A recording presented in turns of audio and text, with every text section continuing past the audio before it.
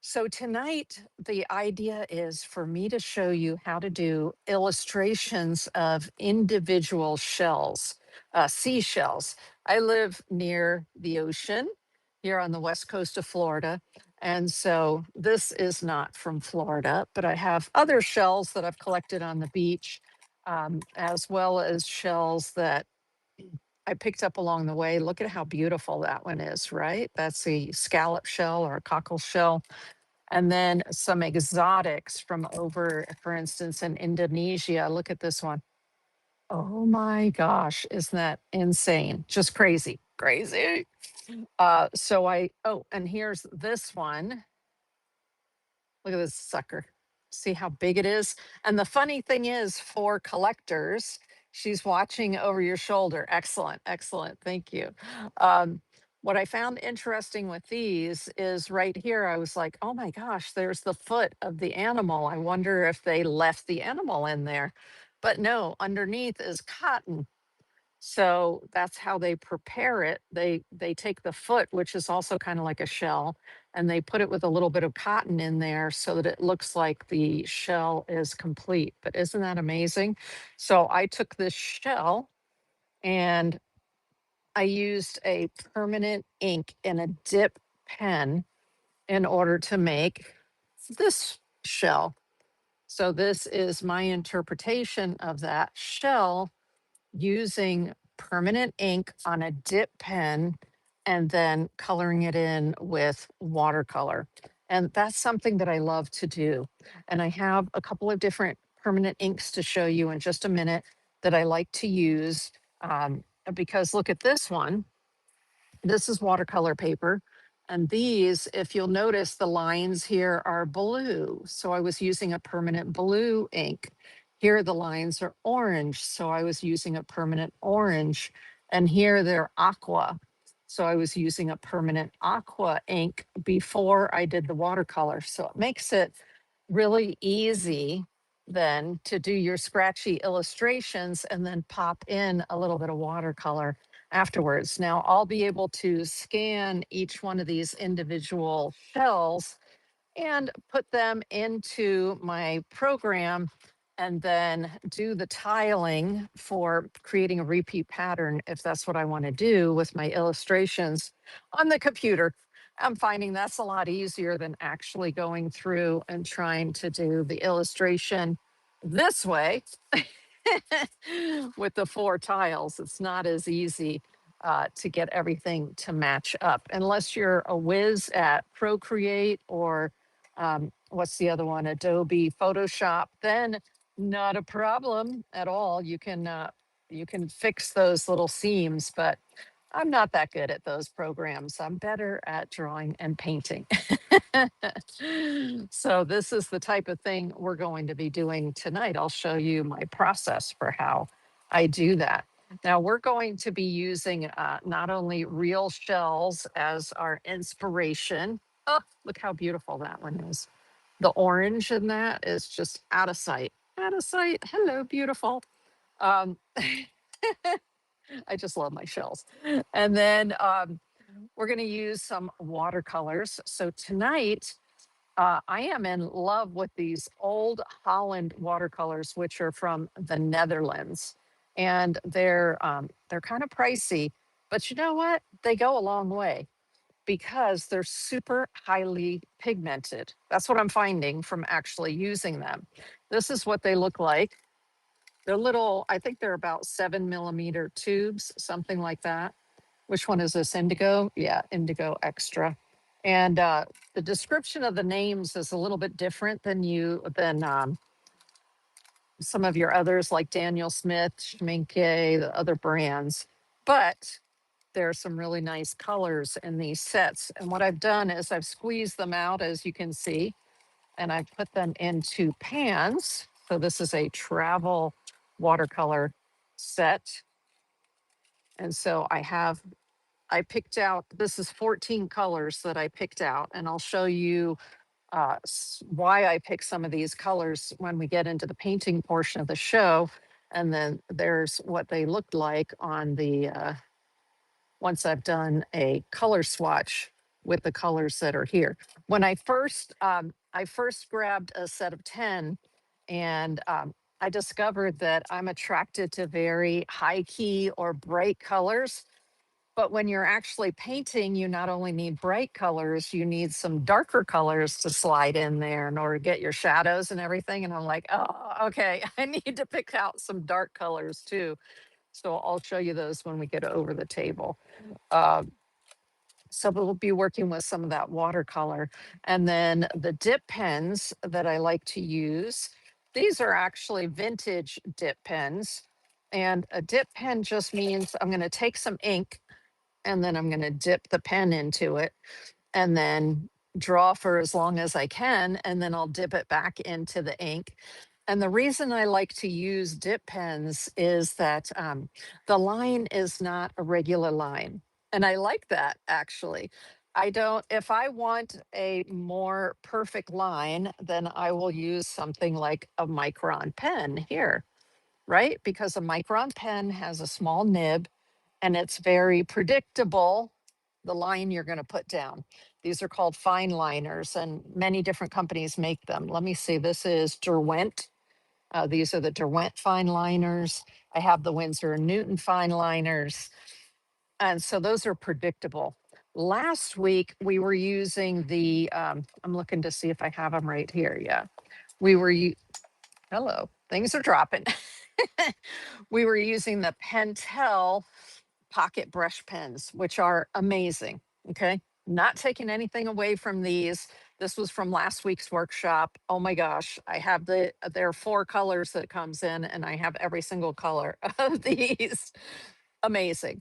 And if you weren't here last week, this is a flexible brush pen. Now this one happens to be gray. You can see the barrel is gray. It comes in gray, black, sanguine, which is this color, which is like a rusty color, and then sepia, which is a dark, dark brown.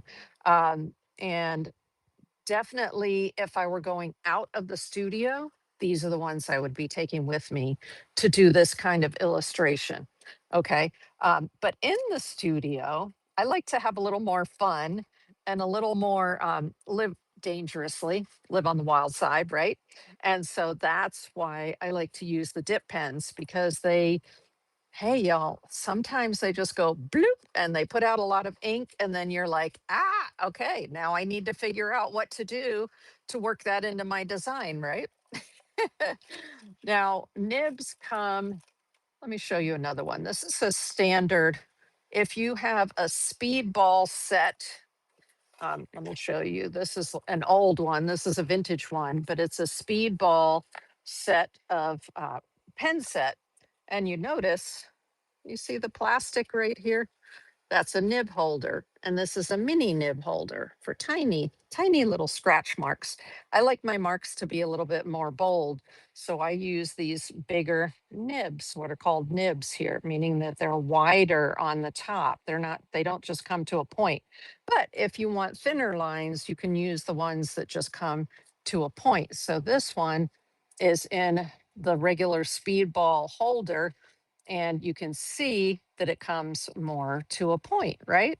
Now, these are super easy to work with and then exchange out, because let's say that, ooh, maybe I left it in the water overnight and it messed up the nib. Well, all you have to do is pull the nib out. Yeah, famous last words, right? So on the top here, there's a little bit of a groove. And then you see how this looks, it's curved. You see how it's curved on the back end? And so that just sticks right into that curve right there. Beep. Easy peasy. So you can switch out your nibs as often as you want. And in this set, I like this vintage set of Speedball pen set number 5, because you see the different nibs here that you get. This is one of the skinny ones for the little guy here. And then these bigger ones fit into this kind of a holder here. But I like, if you can find them, y'all, if you can find them, these are old AW Farber before they are Faber, I'm sorry, before they were Faber Castell. Okay. It was AW Faber. So I think this nib holder was from something like the 1960s, something like that. So sometimes you can find them. And I actually bought these from someone on Whatnot. They were selling just a whole lot of these pens. And so I bought them from them, and they're so comfortable when they have the cork up here. Fantastic. And then this is about a 1940s pen holder. It's wood. You see how pretty it is? And then it has a little bit different flange up here at the top where you slide your nib in, but I can just remove it and put a new nib in multiple times.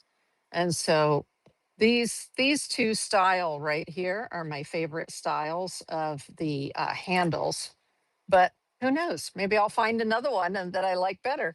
Now, something else that you may have seen in when you're in an art store is something that looks like this. This is by Lowell Cornell, and it's made out of bamboo, like that.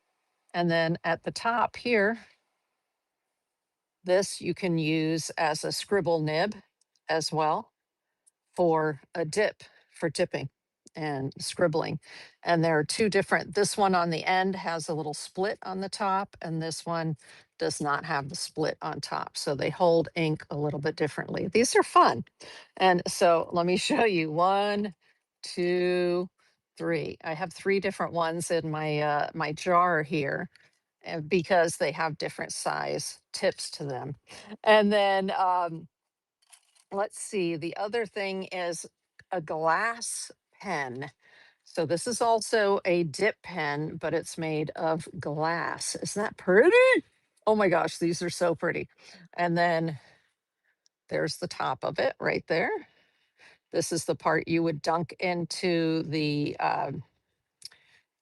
paint. Actually, I use this to do the orange one, to do the orange ink right here.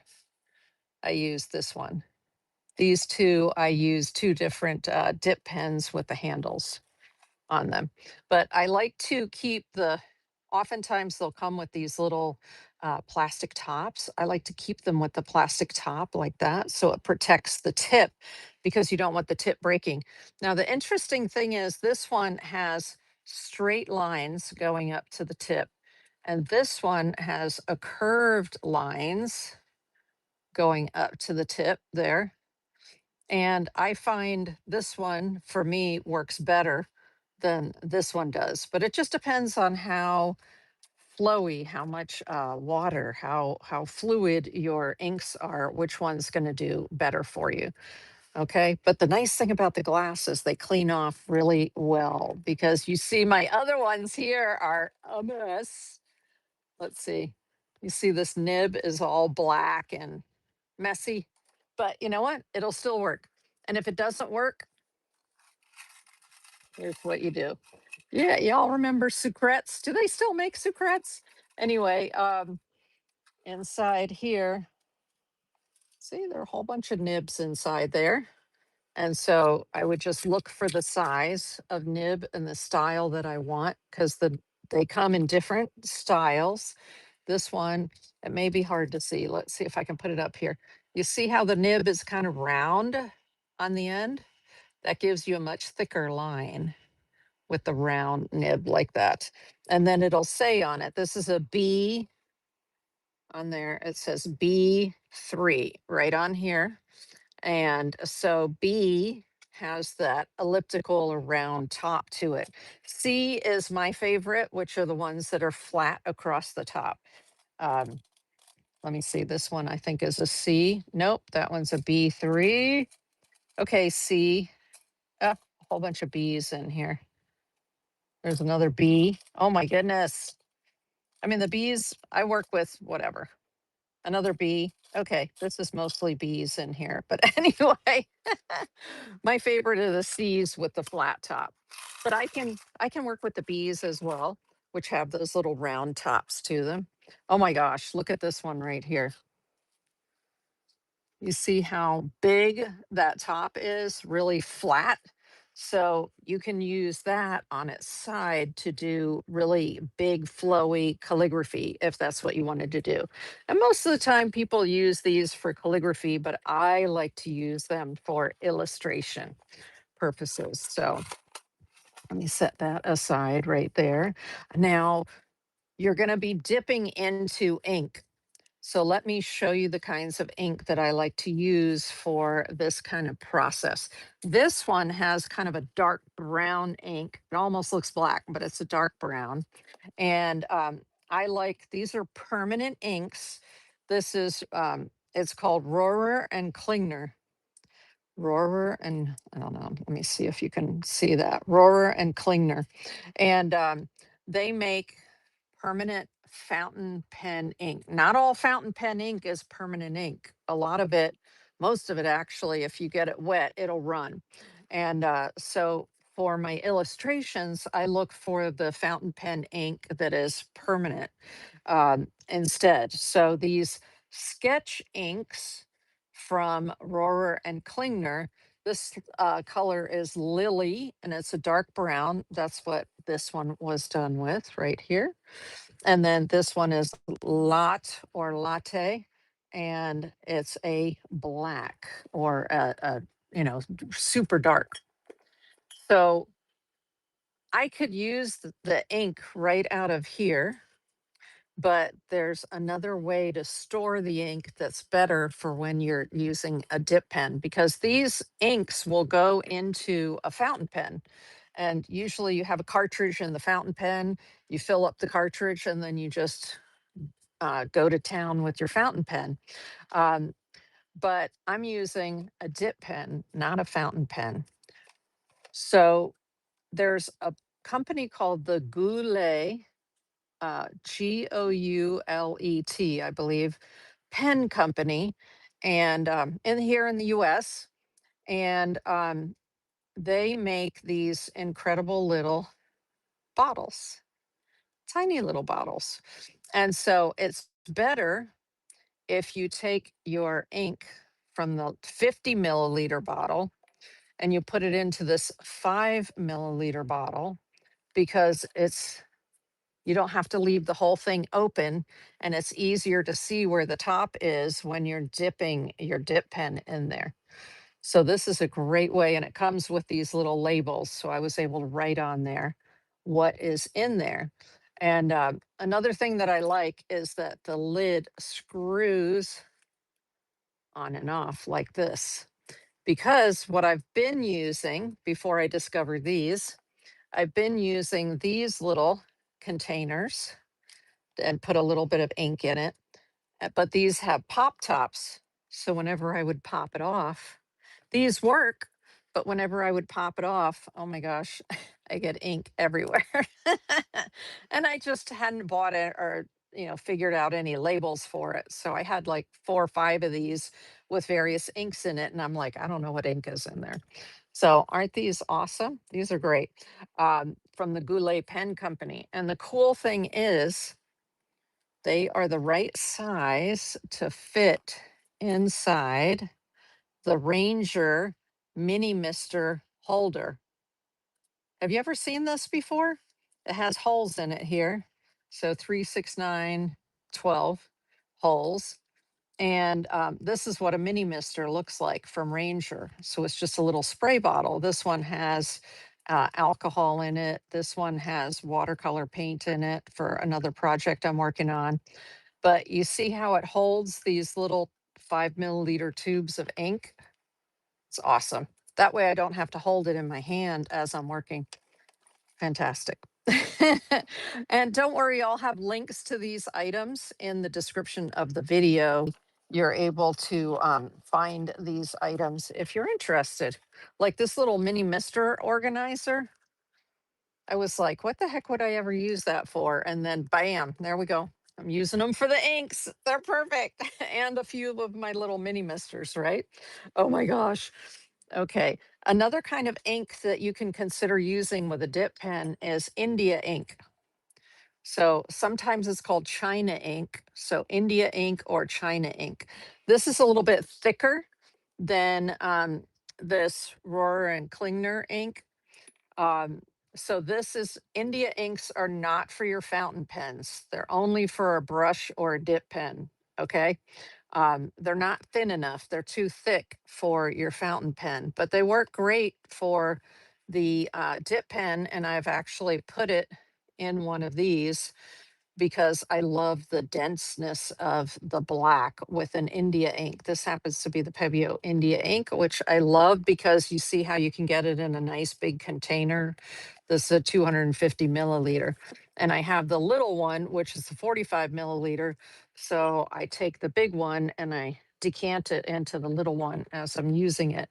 Um, then the other kind that I used of ink, India ink, that I used here for these are Dr. P.H. Martin's. There we go.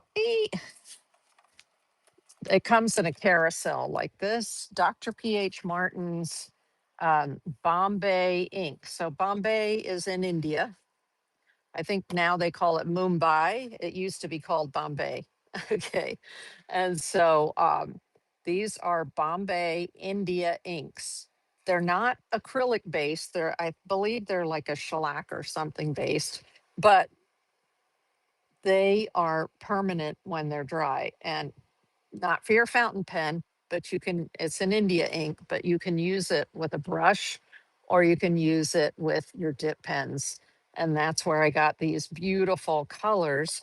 This is set number 2. They have 2 sets like this.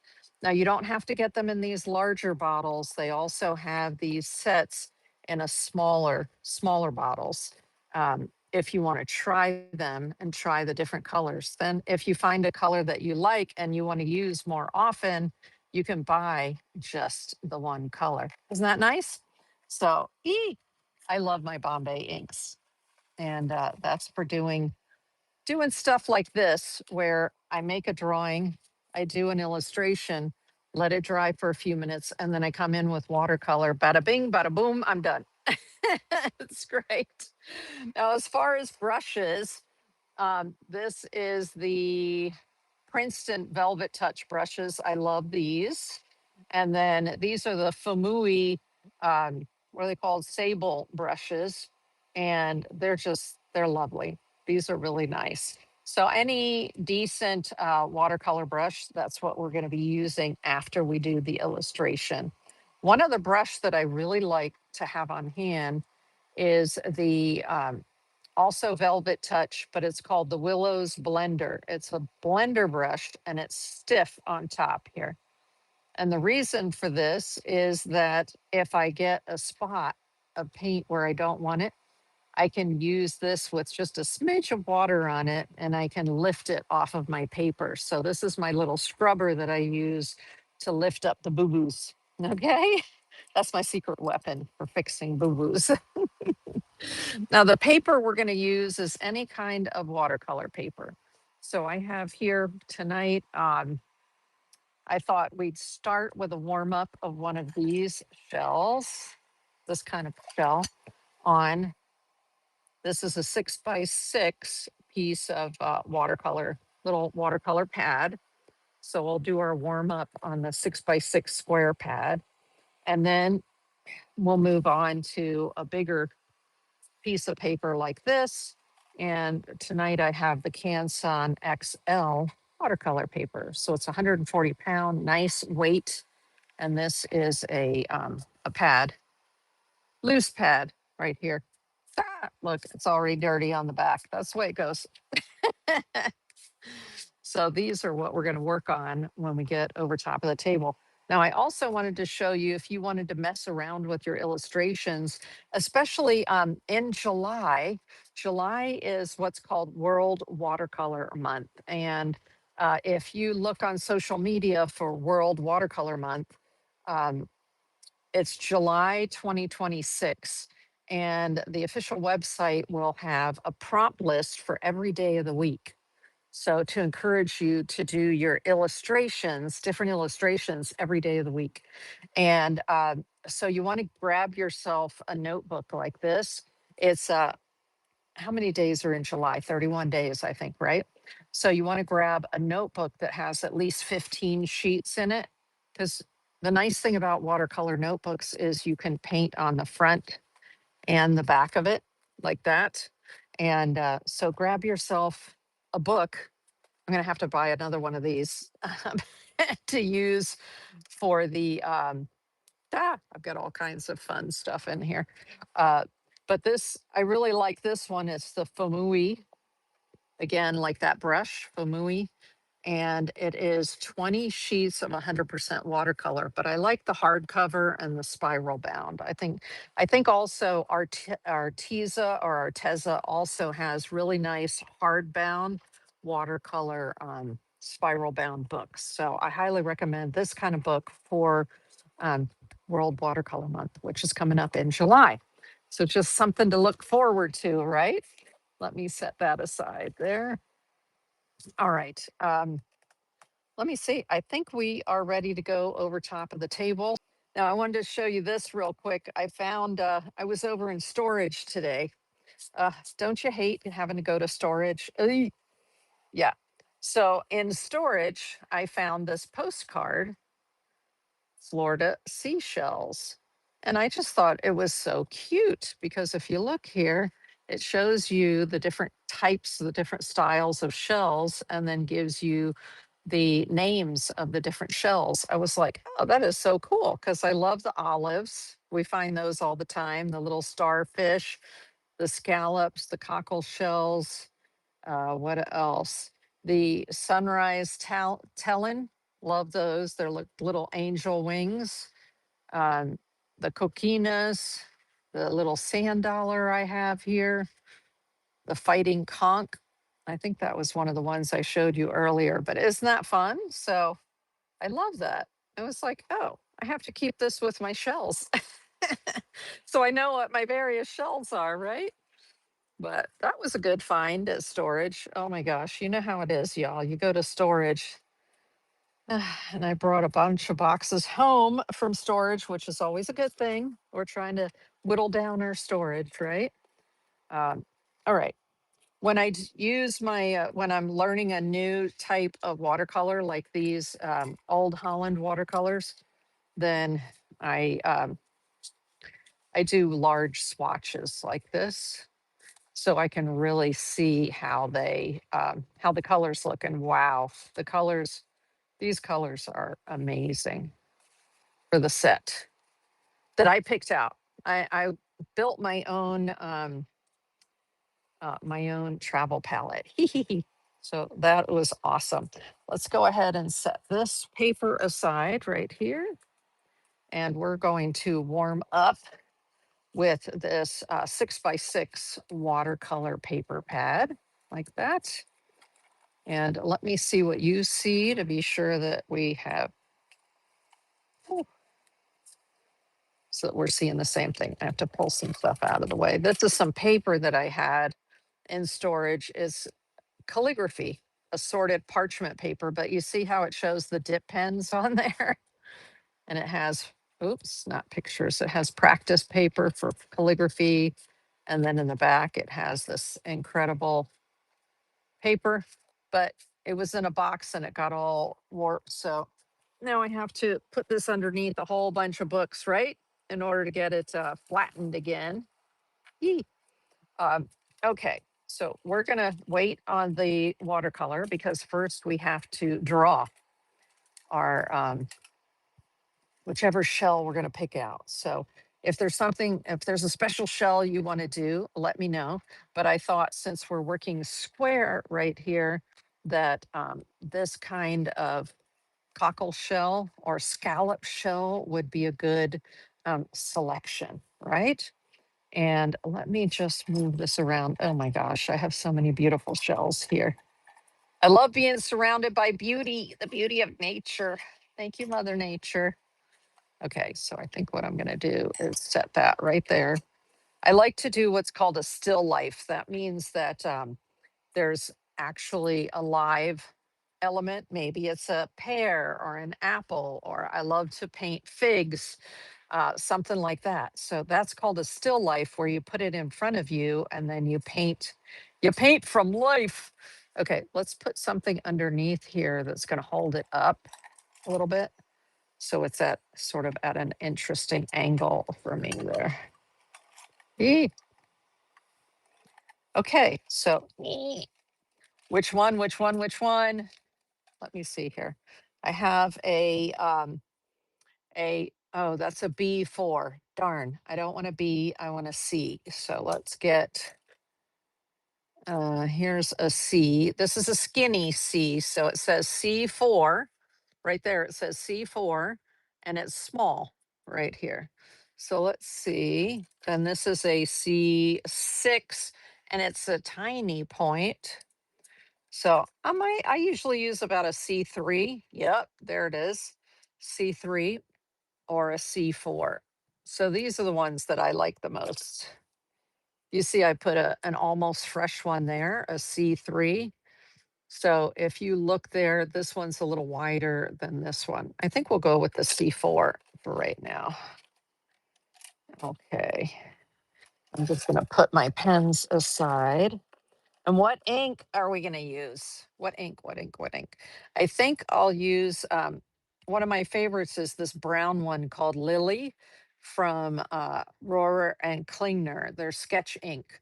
So, like I said, these little containers are fabulous because they only have 5 milliliters in them.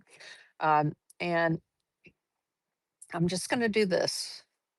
So, you want to try not to create too many bubbles. You want to mix it, but you don't want to make a lot of bubbles. Usually, what I'll do is I'll come in and I'll shake them like this for a little bit, and then I'll set them down, and then I'll walk away for 15 minutes, and then I'll come back because that way the bubbles go away. The bubbles are just annoying. Okay. So let's go ahead and undo this. See, there's a big old bubble on the top there. Let's see if we can. There we go. What I like about these little ones, these little containers, again, this is from the Goulet Pen Company, is that it's easy to see where the top of the ink is in there. For me, I'm only dipping my pen into about here. So I just want the ink in this area. The way that this pen is designed, let me get my knife here. The way this pen is designed, there's a piece, a gold piece on top, and then silver underneath. And right here, let me hold it in my hand. Can you see how that's separating right there? So the ink gets captured right in between those two, and then it feeds the ink between here. There's also a little tongue underneath here. And then this area here, that's where it stores the ink and then feeds it to the tip. Okay.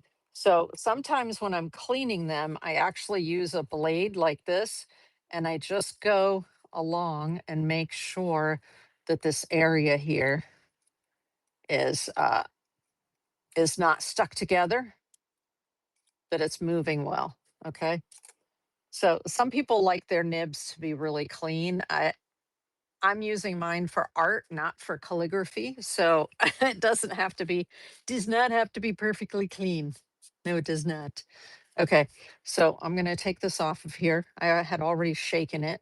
So now I'm going to dip this in here just to cover this part of the pen. And then what I do is I either run the side of it along the edge of the container, or I run the back of it along the edge of the container, because I want to get off excess ink. I only want the ink that's going to be fed to the top right there. Now, this is a piece of newsprint paper. And back in the day, you can find antique um, papers called blotter papers. And a blotter paper is where when you fill your dip pen, you blot it on there in order to be sure that it's flowing and it doesn't blip out. Okay. And so I just did that, meaning it's flowing. It's flowing. So let's look at this beautiful shell right here.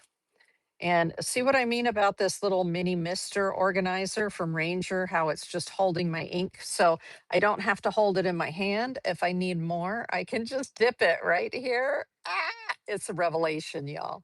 It is a revelation. Okay, since I just dipped it again, boop, I want to make sure I get some of that excess off of there, but it's coming out beautifully.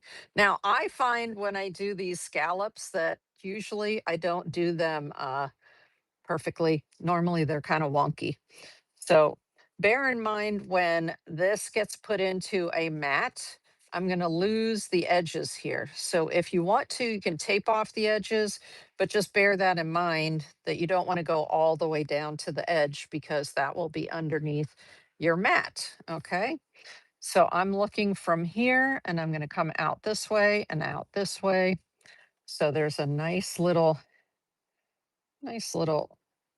section that looks like this. And then it comes out here and it sort of flares. And it's pretty much the same on both sides. So the nice thing about this pen is you have a nice long handle here because I don't want to get my hand in where that ink was. So I can hold it way over here and try not to drop it. Try not to mess up this side right here, right? There we go. And then, so that's this part of the shell right here. Okay. Um, this is very interesting how it has these little bumps and waves, but when I'm looking at it flat like this, I can't really see that. So um, we'll see how I figure that out. Now on the sides here, there are little wings. So I'm just going to bring the wings down, just observing what I see. Then they come across here. The scallops are actually pretty easy to, they're pretty easy to draw like that. And then it sort of comes into there. Okay. Um, now I feel like I need a little bit more ink. So I'm just going to dip it, dipping the tip. That's why I like to keep this little 5 milliliter jar full up to here, just underneath where the little screw top would go on, because it makes it a lot easier than trying to stick the whole pen down in there to get the ink. There we go. And then what am I doing? I'm tapping it off either on the side or on the back or both. Ooh, perfect. And then I'm getting it started. Yeet, right there. Nice. Okay. I got that far. Let's see what's going on up here. So I've got sort of a little thing that goes like this, and then it sort of comes like this. And so I'm trying to get the rhythm here of what I'm seeing, right?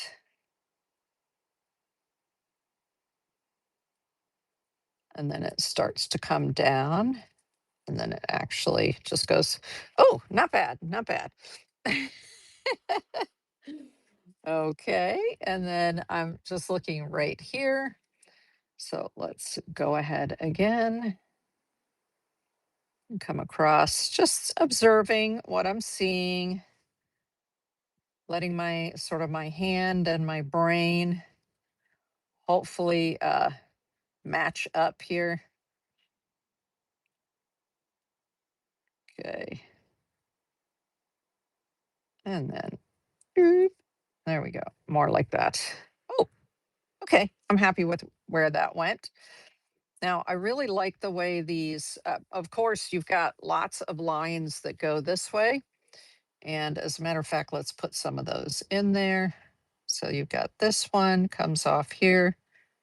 Now, if you really wanted to change the length of the line, meaning you want the line to be thinner rather than thicker, you can actually go to a different pen.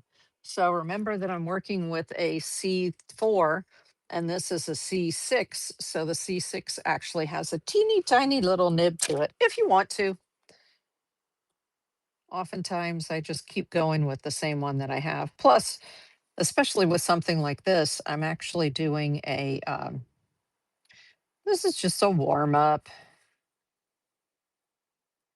There we go. And then we've got this one right here. Oh, that's fun.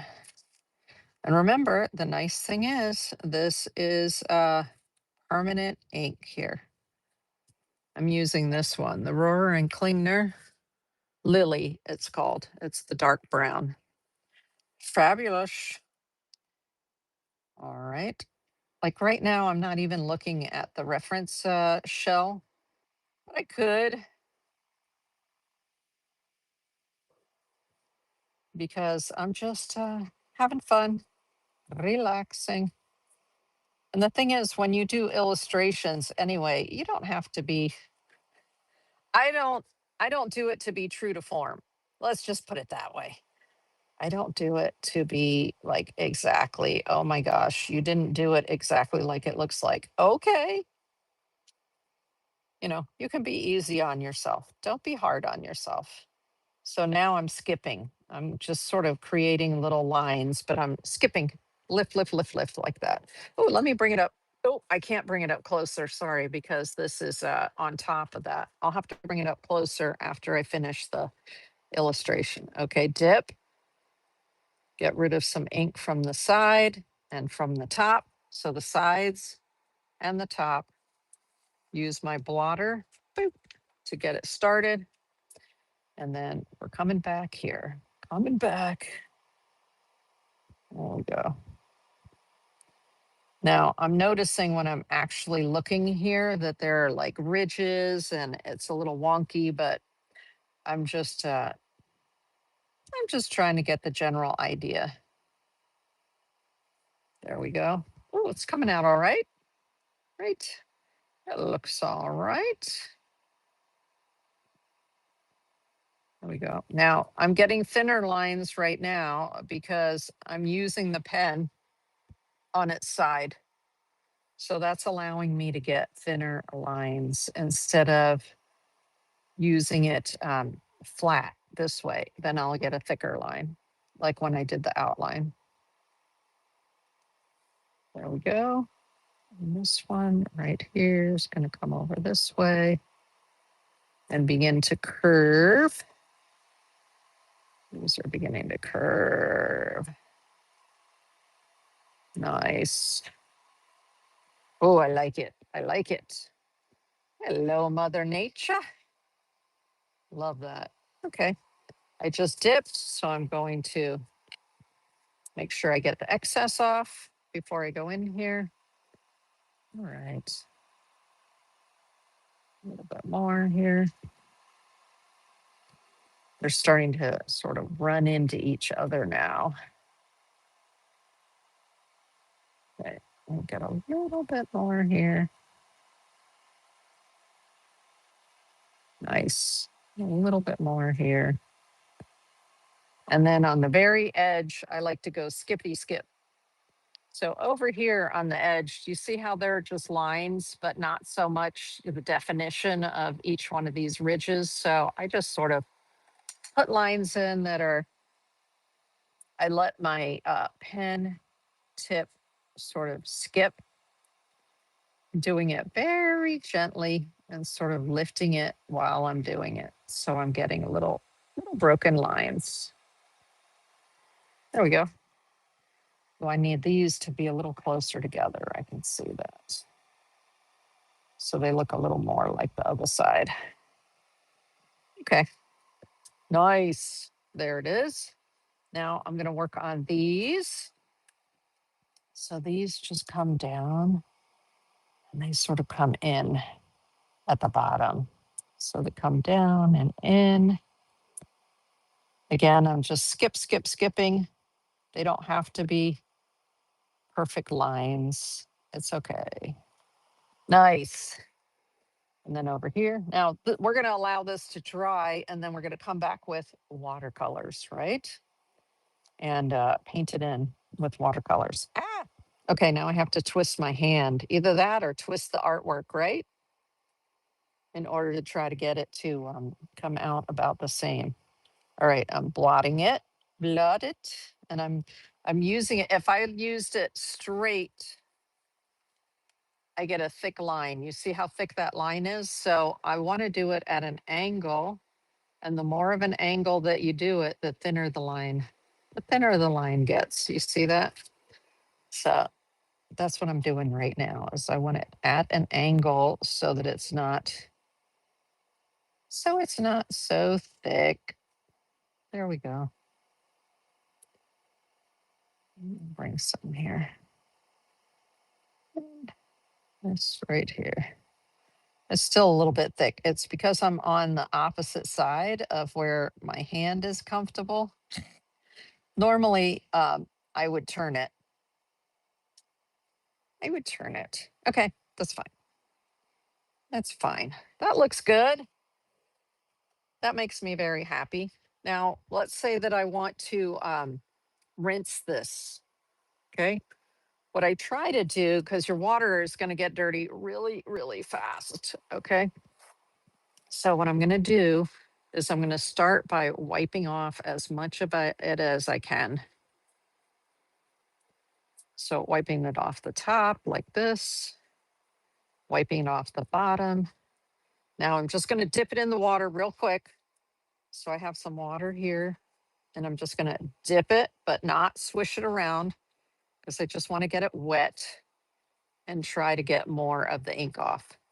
My sink is on the other side of my house from where my studio is. And so I try to preserve my water for as long as I can before I have to jump up and go to the sink. Okay, so now I'm trying to get it underneath here so I can clear out that little area that's underneath the gold part that's on the top. So I've washed a lot of the ink out. So now let's swirl it a little bit here. The longer you use it before you clean it, wow, they get super gunky, super gunky. I don't know if I have a nib cleaner or a pen cleaner.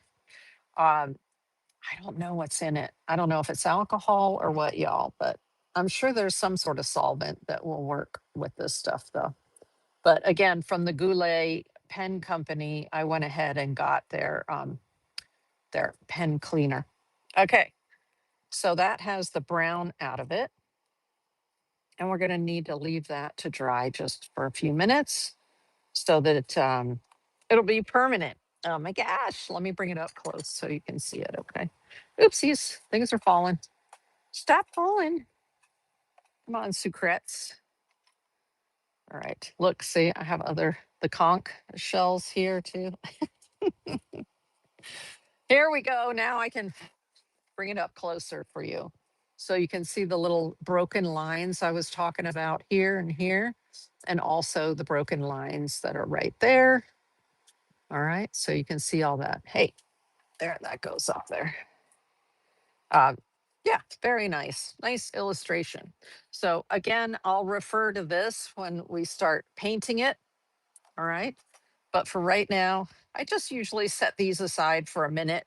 If you have a heat tool here, you can also run that over it for a minute just to get it going. Different inks are going to have different dry times. All right. So you just have to get to know your inks. These inks, these RNK inks, they actually, the Rohrer and Klingner actually dry really fast. But we'll set that aside for just a minute. And we'll do some drawings with the Bombay inks. Oh my gosh, y'all. I just love the Bombay inks. Okay. And one of my favorite shells to draw is the sand dollar. So maybe we'll put the sand dollar in the middle. Usually what I like to do is I like to lay out the shells. Oh, look at this one. Is it something having to do with which hemisphere you're in, why the shells grow in a certain way? Like you see how the tip grows this way and the back end is over here when you're looking at this part? The same here? Or is it just what Mother Nature does? I don't know. See, they're all growing so that the tip looks that direction, right? What about this one? Yep, they're all going in that direction. Hello. My olives are going in that direction. This one is going in that direction. It's crazy. Crazy. Okay. Well, it's all right. Let's see what we want to do here. Um, I really like this shell a lot, but it's kind of odd the way it's like really flat here, right? So if I were to draw that there, I don't, this one would be better off being drawn at an angle so that you can put the swirly swirl there, right? So I don't think I'm going to do this one right now. This one, gorgeous with the orange dots. Oh my goodness. Okay, so maybe, duh, I think maybe this one here. Look at the designs on that one. Crazy. Maybe that one up there. And then shall we do this one, this little screwy one right here, or the scallop down here? What do you think? Now, they're not going to be the same size as what you see here. We're going to mess around with that. But which one do you think? Maybe the scallop right there? Or maybe we should do the scallop up there and this one down here. That's the fun thing about having the actual shells themselves is that you can audition them like this to see what you prefer. What do you like? Um, da. Okay, what about this one is crazy looking, right? I think this is called a pelican foot. Isn't that crazy? The way it goes out like that. Maybe this one up here. No, that's a little heavier. So maybe like that. Okay, maybe we'll try that. Why not? Hey, I have all the shells, so I can do them over and over and over and over again, right? So instead of these, now you see I have more here, and I have the lids in a bag over there. Um, so I could potentially take what's um, in these, which is I think 45 milliliter. Let's see, 30 milliliter. So this is 30 milliliters. I could take 5 milliliters and put it into one of these and put a label on it. But we're just going to use them straight from the jars today. So let me set that aside. And let's see what sort of color combination we want to do. I really like this aqua Bombay ink for this one. And then let's see. I like the crimson. Maybe we'll do this one in crimson. Or we'll do crimson down here and then do one of these oranges. Ooh, tangerine. That's a nice color right there. Maybe we'll do tangerine up here, the aqua here, and the crimson here. Why not, right? For fun. It's fun. Okay. Uh, let me see where we are in the picture. We're looking good. Let me put my water up there. I have my blotter right here. Okay. And these were already swirled earlier. I swished them. So let's go ahead. What I like to do then is I'll just set these aside. Ah, I'm getting stuck by this one. Isn't it crazy looking? That sucker's nutso. Okay, you're going over here because it keeps sticking me. Eee. I guess that's the idea, right? To keep the predators away. It's all prickly. All right. Oh, beautiful, beautiful, beautiful piece right there. Okay, so I usually will take them and sort of examine them from all directions to see what I might need to know. One of the things I like is the way this goes here. You can exaggerate it, right? We're illustrating, so you can exaggerate anything. I like the way when this comes off, it doesn't just come straight off, it goes like this and then it comes off. So even though you can't see it when it's sitting down like that, it's in my brain. And so I can make it look like that in the illustration, right? Let's, again, when you do your illustration, oh, there's sand all over this. Oh my gosh, that's what happens when you use real seashells from the sea, right? Um, Okay, so when you're designing these, you have to remember that what it is, how you're going to mat it. This is a 9 by 12, and I have mats that what I call a skinny mat, like this. So it's skinny here. And I like the skinny mat because when I put the skinny mat on it, it only takes up about this much space on the 9 by 12. Okay. And so that's what I'm going to bear in mind. I'm not going to do my illustration all the way up to the top or all the way over to the sides. I'm going to keep it toward the middle here. So I can sort of angle that up there. Ooh, hello, Tangerine. So I can use the same pen or a different pen. Let's see what else. I'm looking at my selection that I have here. Let's live dangerously and use this B4. I'll show you what happens with the B in just a minute here. Because the B has a rounded tip on it, let me see if you can see that, a little rounded tip. What happens is the line comes out bigger. But that's okay. It's supposed to be kind of round. So if I'm working directly out of the jar here, I carefully set this dropper aside, trying not to get paint or ink everywhere. And then here, this is where I was saying this can get all dirty if you use it like this, because I'm going to be putting it in there. And in order to get it down to the ink, this will likely get dirty, but it's okay. Our stuff is made, our art supplies are made to be used and get dirty. It is okay. Okay, not enough. I have to dip it. That's why using the little jars is awesome. Now, you know what? Let me show you how I would fill a little jar right here. These little jars. I have these droppers. So I just squeeze the top of the bulb of the dropper and I get a bunch of ink up in there. And then I just squeeze it out into here. Now, the thing is, this is permanent ink. So usually I go straight to the sink and clean this out as soon as I'm done doing this. Come on, Tangerine. Nice. Almost all the way up there. Yee. Okay. I have a few bubbles, but I can live with it. A little bit more. There we go. Okay. So normally I would just take this. I have some more water here. I'm going to squeeze out the bulb, get the last drops in there, and then I'm going to suck up a bunch of water in there so that it'll hold it for when I do it later.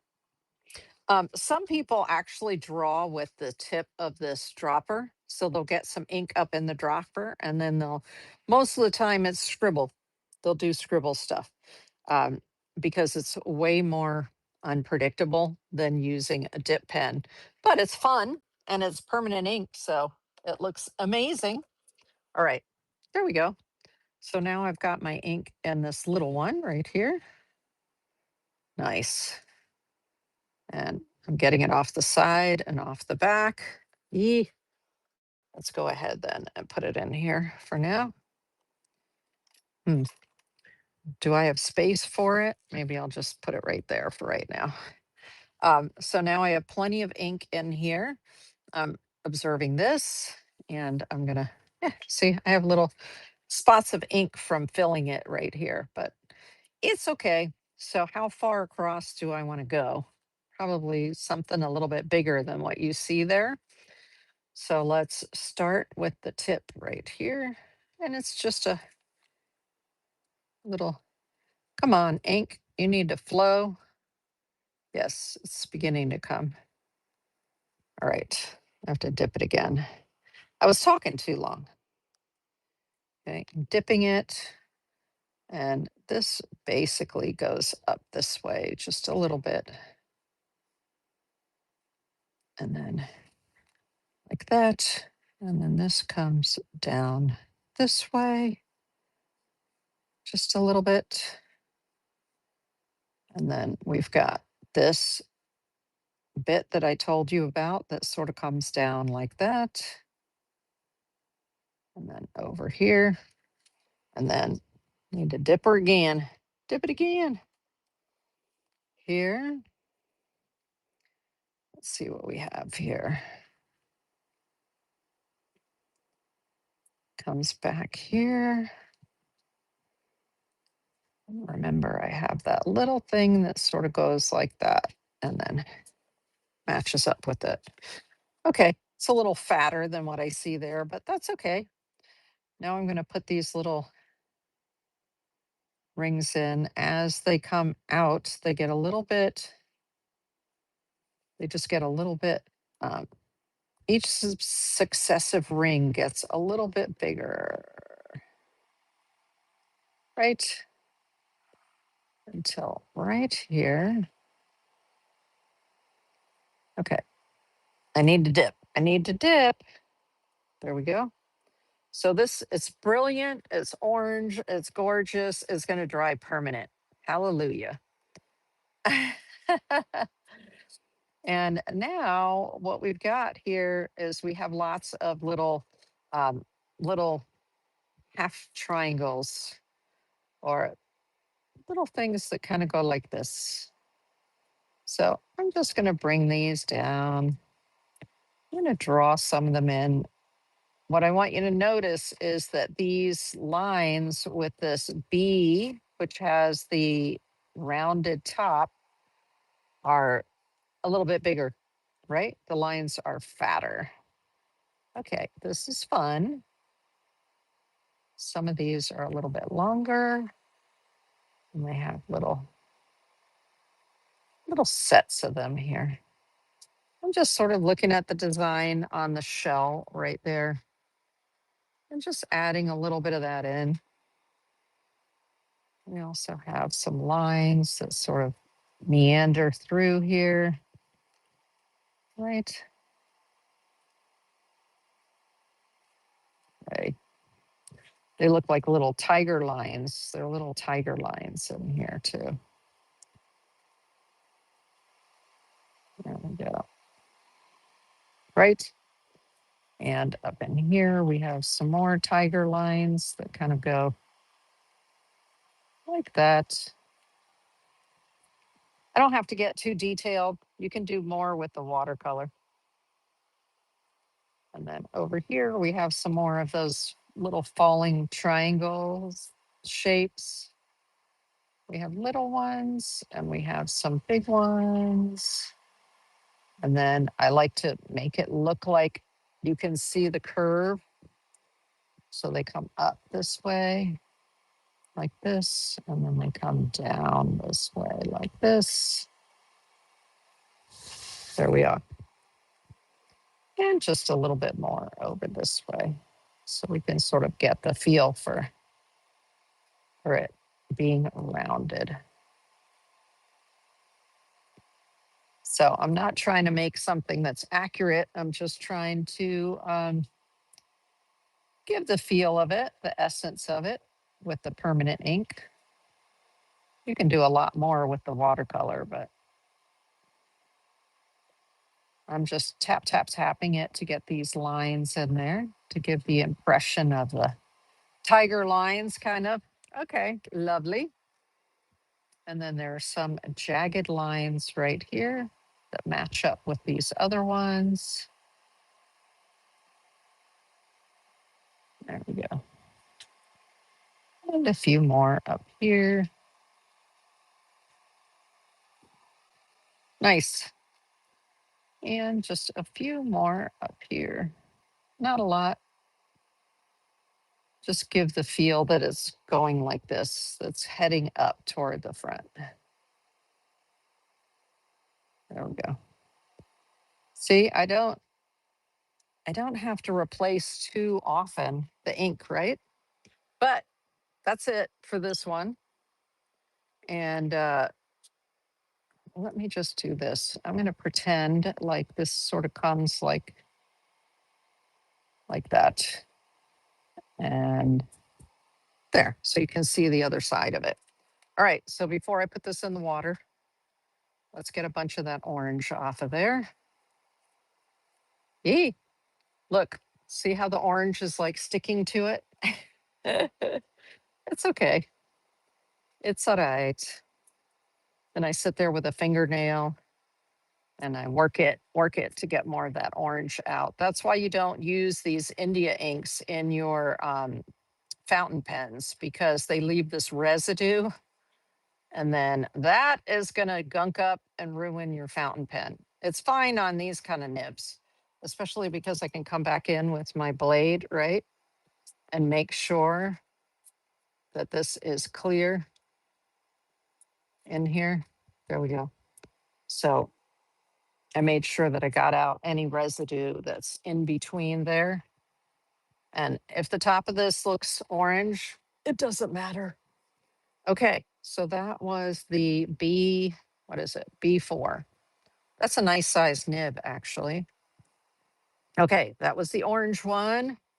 Now, a little bit later, I'll go and I'll get a lid, because like I said, it's in a bag over there. But then I would just screw the lid right on, and I have little labels, so I could get myself a label, and I could label that this is Bombay ink tangerine, the color. Nice. Okay, the next one is this aqua. Let's do that. Like that. Oh my gosh, this aqua is so beautiful. Okay, let's set that aside. Try not to get it on anything. All right. Now, what are we doing? What are we doing? Where to go? Here it is. We're going to do the sand dollar next. All right, sand dollar. Let's see what we have here. So I'm going to dip this, right? This is the one that had the orange on it. Hey, Mr. Spidey Collects, welcome in over on Whatnot. Did I get enough? No. Ah, okay. Got to dip it more. There we go. Fabulous. Let me just use my blotter. Yep. I didn't want to have too much. Oh, I just got some of it there. So you know what I have to do? I have to incorporate that into the design, right? So let's do this part right here. And we'll just bring it over this way. See how thick this line is? Wow, this line is really thick. Okay. And then I sort of go, I'm just looking at real life and then seeing what I need to do in order to do this design here. And no, it's not going to look exactly like it, because sometimes my hand-eye coordination is just not that good. Okay. Now, the cool thing about a sand dollar is you see how it looks like it has a starfish in the middle of the sand dollar there? Isn't that cool? So, do I need to dip again? I don't know. We'll see. You need sort of in the middle. Let's see. This is going to come here. You can do it like this, and then like this, and then like this, and then like this, and then like this. Sort of like that in the center. Very similar to a sea urchin, actually. Okay. Like that. And I'm just looking at the sand dollar itself and seeing what I need to do here. I'm putting in the middle, the little sections in the middle. And then another one over here. Like that. And then this one, the interesting thing about the ones down below, they're a little bit bigger and they have this funky little curve, which is fun. Okay. Boop. And then up like this. Nice. So that's the little sand dollar in the middle. And then there are little holes. You see the hole here and the two hole. I don't know what that's all about in terms of the the animal itself, but we'll go ahead and we'll add them in here. There's that hole. And there's another little hole over here and another little hole over here. Isn't it nice that the pen's still going? Still going. Now, there are little ones, there are little holes at the end of these two, but I usually like to raise them up just a little bit to be sure that they'll fit in there okay. And you know what? It doesn't matter. It's an illustration. There we go. They're there. But if you look here, it's right next to these two, right? But that's okay. I'm interpreting it. Now, the way that I like to draw a sand dollar, there are these little lines off to the side here. And this pen is just too big for that. So to get those little lines, I need a pen with a smaller nib. So let's go ahead and get this somewhat cleaned up. Ah, lots of ink is coming out. Lots of ink. You see how it's just all, the color of the nib is just, it's changing. It's okay. It is a-okay. It doesn't matter. And then I'll take this blade and I'll just go underneath here and make sure I have everything out. Boop. There we go. And before I start the next time, I usually, especially if I've been using these Bombay inks, I'll usually do it again and I like scrape along there. And that makes sure that any residue is off of there. Because there was a tiny bit of residue on there. And it's ready to use again. There we go. But what I'm going to get now is I'm going to get a pen with a small nib to do the little radiating lines. So let's try this one right here. I think this is an Easterbrook tip. Let me see. Taking it out of there. Something. Yeah, I think that's an Easterbrook or an Easter letter or something like that. There are different brands of nibs. Okay. So this one's a little bit different. It has a um, nice tip to it. It has like a little half moon right here to hold the ink. So again, we'll just dip it right in there. Did we get enough? Yep. And we just tap it on the side like that. Let's do a little test on the blotter.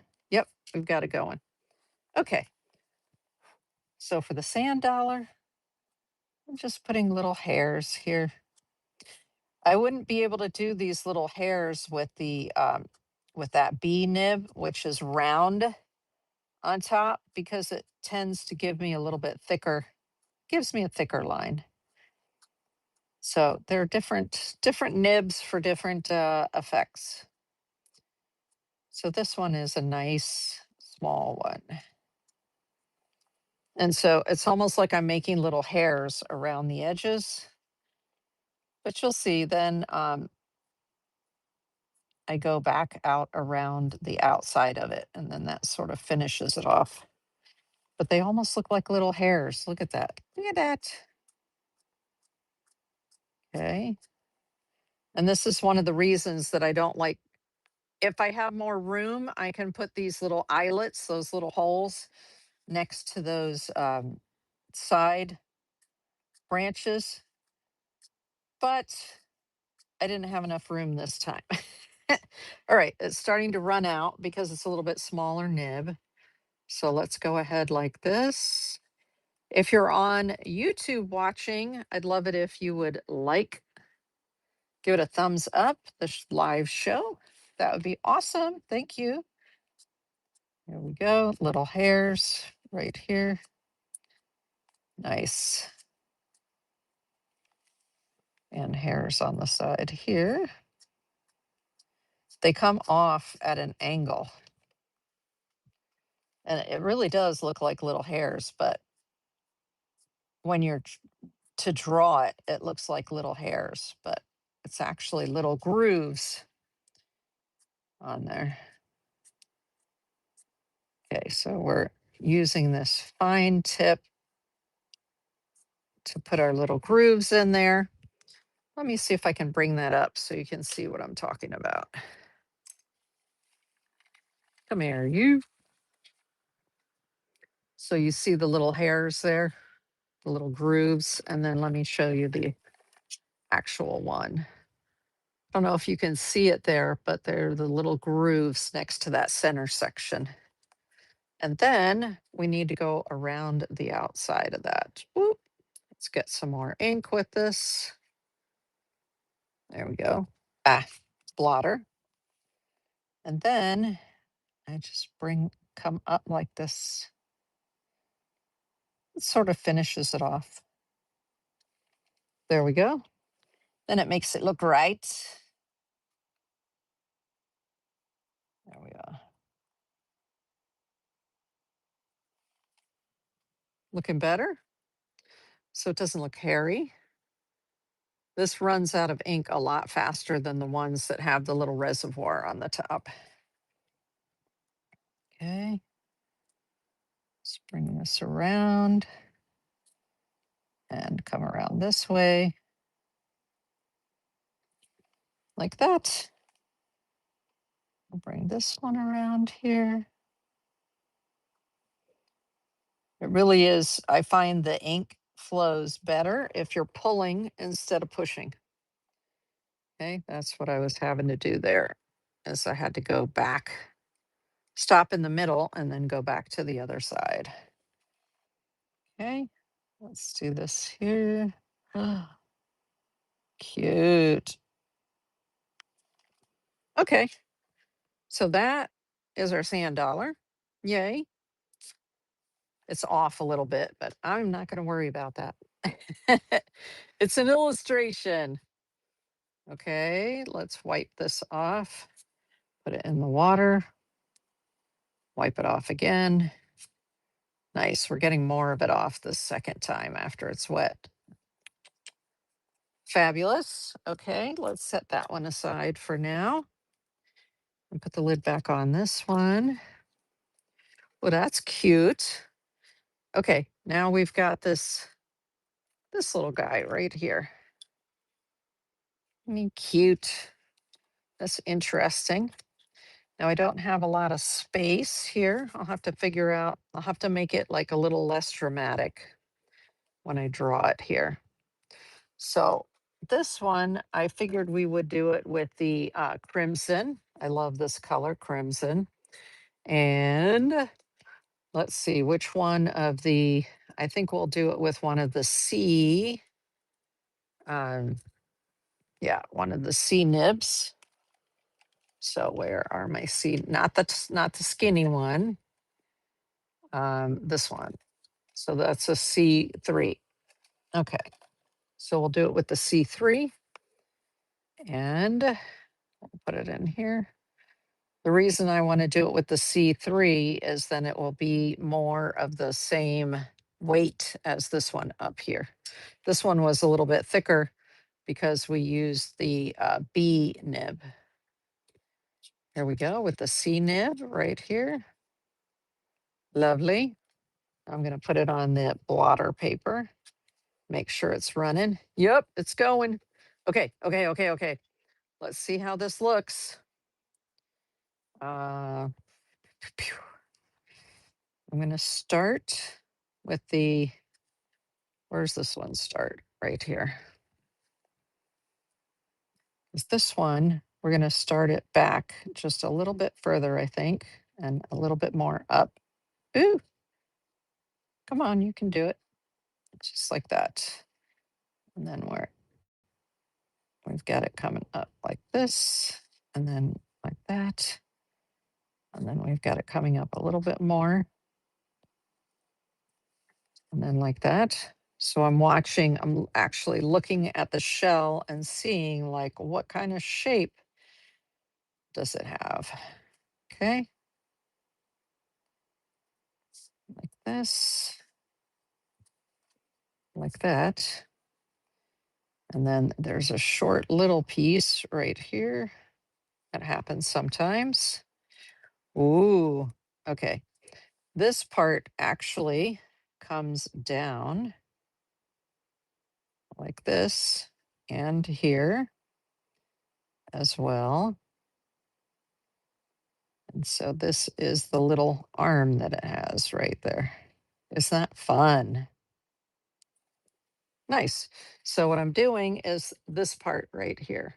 And then I'm going to build these little nubs and this part here next. Let me push it up a little bit so you can see it a little bit more easily. Let's see there. I think you can see that a little bit better here. Yee. Push, push, push, push, push, push. Okay. There you go. I think you can see that better now. All right. Let's get a little more ink on the subject there. And just tap, tap, tap on the sides and the top. Ooh. Okay. Put it on the blotter. And then the next section is going to come up here. And then there's actually a little thing that goes here and a little thing that sort of goes there. And something like that. This thing is really cool looking, actually. Okay. And it comes like this.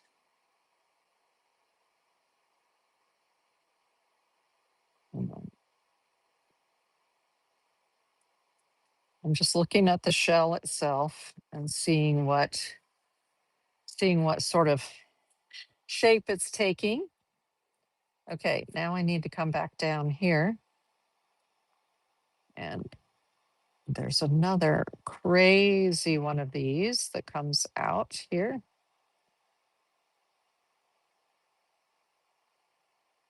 And then another little one that comes like this.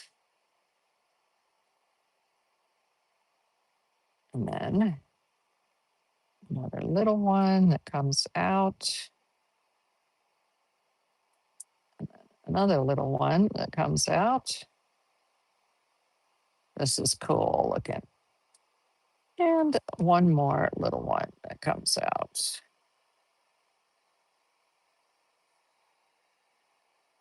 Let's do that.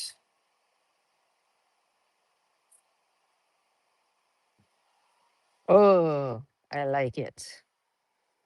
I like it. I like it. I like it. Okay, the interesting thing here is that this actually comes this way. And then there's another little sort of bump right here. And then it comes down like that. Okay. And then over here, there's actually there's a couple of other lines that come along here. See, I'm not being exactly perfect with my lines here. There's another one right there and another one right there. Fabulous. Okay. There's some other lines. I'm beginning to run out of ink. No, don't run out of ink.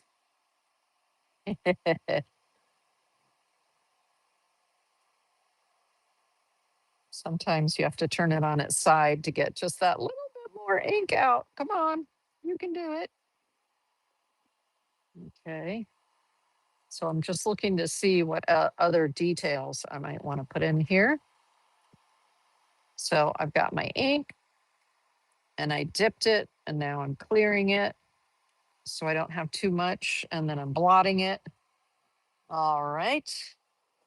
And what else what other lines are we putting here? What I like is that these lines, you can see that they're sort of coming this way. And that happens sometimes in the shell.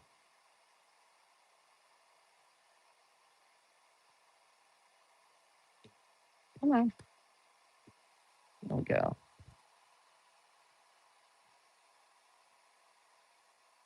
There we are. Interesting.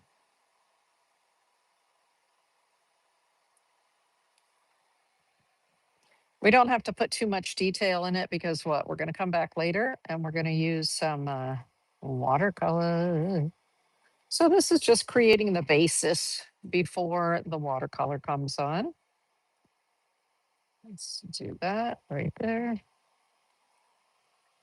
I like it. I like it. I like it. I think I should not touch it anymore. I like where it is. So I've got excess ink on here. Let's dab it off. Yay. And the nice thing is, as I mentioned before, I can scan and isolate this shell and scan and isolate this sand dollar and isolate that shell. And then I have individual illustrations that I can work with in my Canva application. Okay, we're just getting some water on there to get the rest of this pink, this crimson color off of there.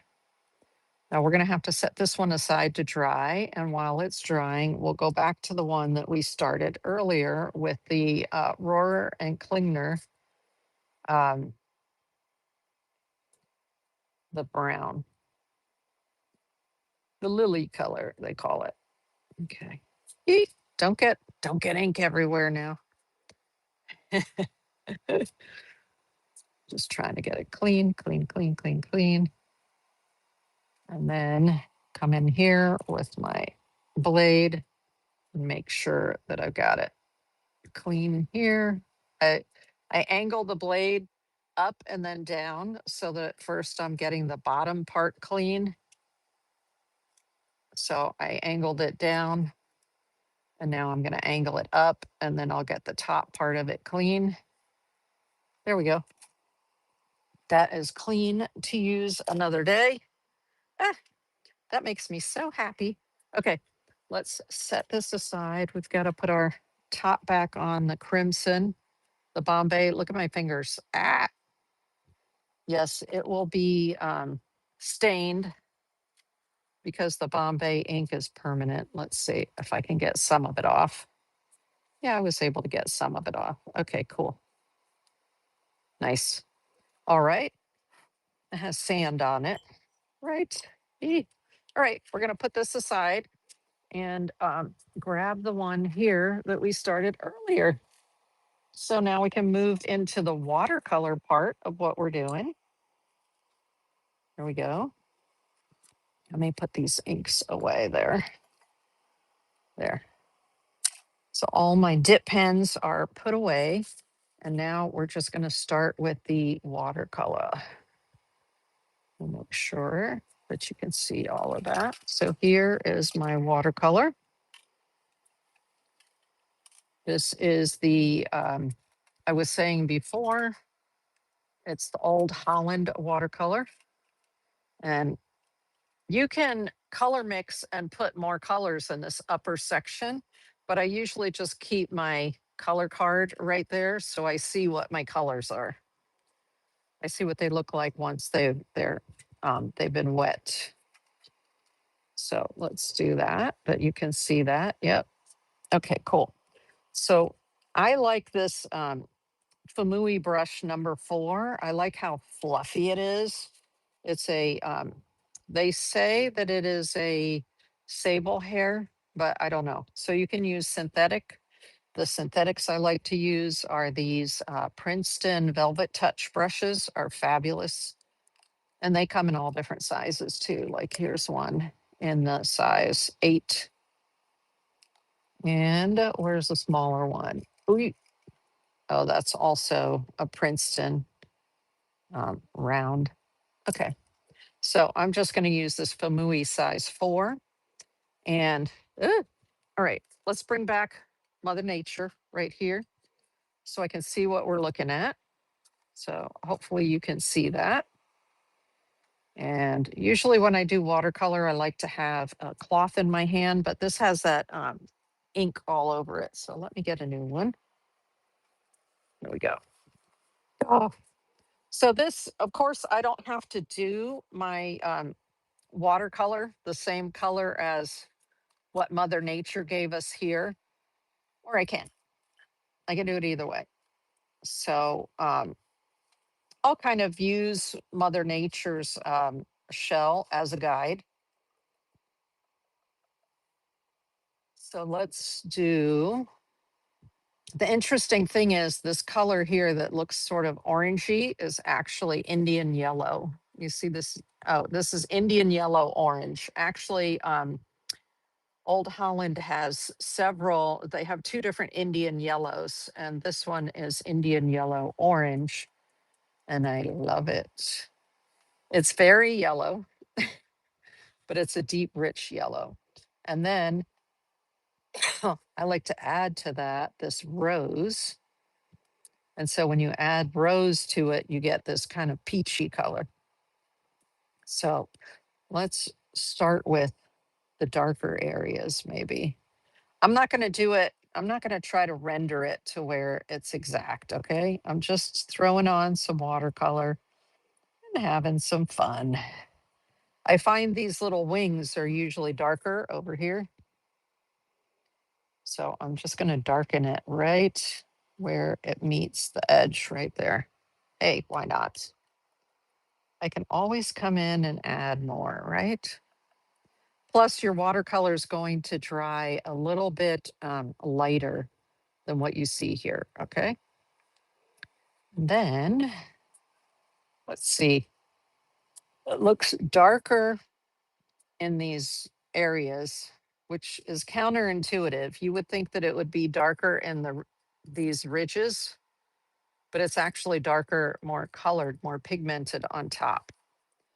So we will, what do I want? A little bit more of the yellow. Duh, that's so pretty. So bright. Yeah, so we'll use that sort of bright effect here. And I'm not worried about being perfect because this is what? It's kind of a sketch, right? And so we've got that. And we've got this one right here. If something goes outside of where it's supposed to be, like here, you can always pick up some of that color just with your paper towel. Don't worry about it too much because to me, I like to do my artwork in a very sketchy way. So just think of like urban sketching, that kind of thing. So it's okay if there's white, you know, you made your lines so that that gives the overall general definition of what it is that you're painting, right? So at this point, it's almost like paint by numbers. Let's get a little bit more of that rose and a little bit more of the Indian yellow orange. Ah, I ran out of color. Oh well, I'll survive. This is a little bit darker, right? A little yellower, a little more yellow. So I'll just add a little bit of it to the other ones since I messed up here and I didn't mix enough, right? If you've ever been to art school, it's like, make sure you mix enough color. Oh, well, it's all right. I'll just put it on all the other ones. uh, I got it. I got it. That's fine. Let's just add a little more water. Pick a little bit more up. Fabulous. And a little bit more here. Nice. So that's the basic outline of it. Now the interesting thing here I find is you see how right here and right here there are these kind of darker lines that go through it. But I think first I'm going to put something in these little grooves. Something. So what is that something? Let's take more of the pink. Certainly not that much of the pink, right? And then I'm going to add some of the regular lemon yellow. Ooh, that's looking pretty. That's looking really pretty. Uh, okay. You know what? I'm just going to add a little bit more water to it so it's more mushy mushy. And then I'm just going to put that in here. Why not? It's actually a little bit darker, but I'm okay with that. It's different than the other stripes. So at least it looks different. There we go. All right. Just looking up to see if I missed anybody on YouTube or whatnot. Welcome in, everybody. Whoever's spending their Sunday evening with me, I appreciate you being here. Okay. And then I really like this orange, so I think I'm going to just stick some of it in the edge here. Why not? There we go. The nice thing with watercolor is you don't have to just live with what you got, right? You can just keep adjusting the color up and down. Okay. Now I'm just looking at where the shadows are, right along the edges here. Right along the edges. So let me get a little bit more of this Indian yellow, orange. Yee, it's a little bit heavy. Let's use in the golden Barok Red. This one's a very unusual color from the folks at um, Old Holland. Here it is, golden Barok Red. It's Barok, Baroque, awesome color. Let me show you what it looks like on here. So it's a red, but when you put a lot of water in with it, it just becomes very pale.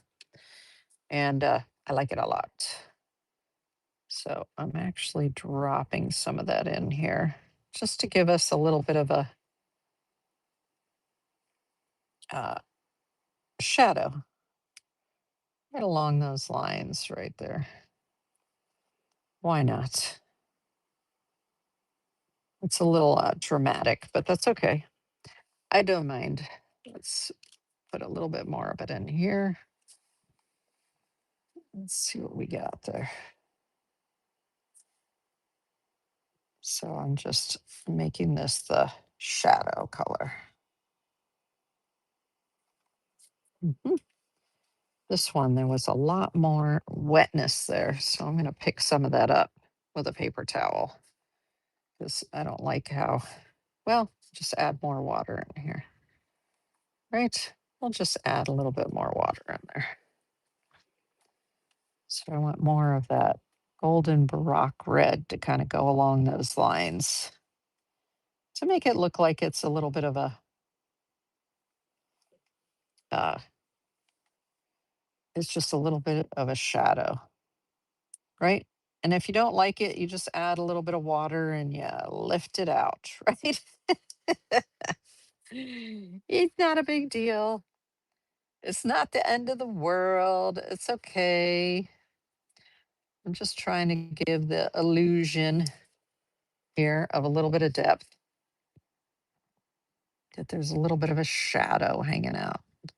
There's a little bit of this going on, right? There we go.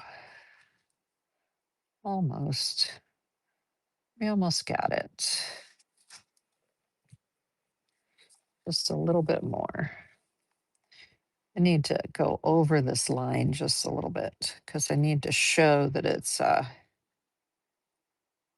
actual ribs have a shadow to them. There we go. There's that. There's that. Nice. Ooh, okay. We're beginning to get a little bit of dimension out of it, right? Let me just bring this in here. So we have a little bit of it on the sides as well. It's working. It looks like it's working. But that's the golden Barok red that really helps with that. There we go. Gives you that little bit of extra dimension. Oh, I need a little extra dimension over here. Ah, I'm out of some of that red. There we go. Let's see if it'll do it here. There we go. Nice. Okay, well, we've got a little bit of dimension going on there, right? Now, the interesting thing I find here is that you see how this is whiter right down here. So let's see if I can lift a little bit of that color back out. Just by using the brush and putting a little bit of water on there, lifting the color up. Let's see what happens if we can get it to be a little bit lighter right here.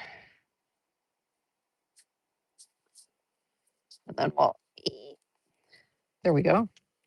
So I just lifted a little bit, got it a little wet, and then lifted a little bit of it up.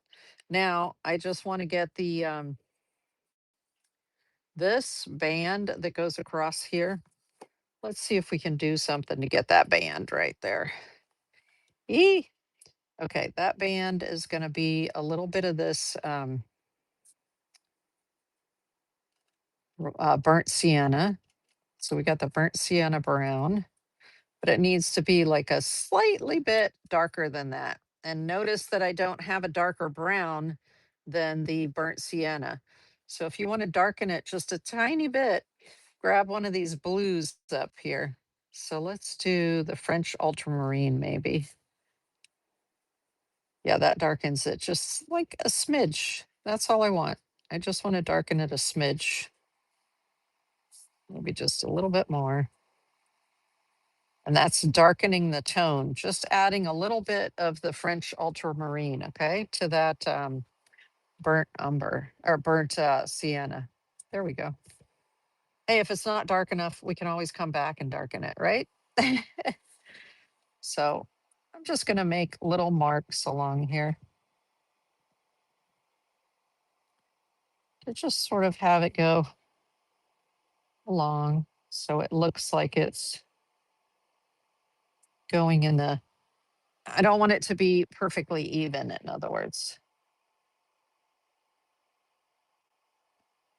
And I'm making little brush marks because if you look at the way that this goes, you see the little lines in it right there. So I'm just making little marks like this. So let's just bring it around here.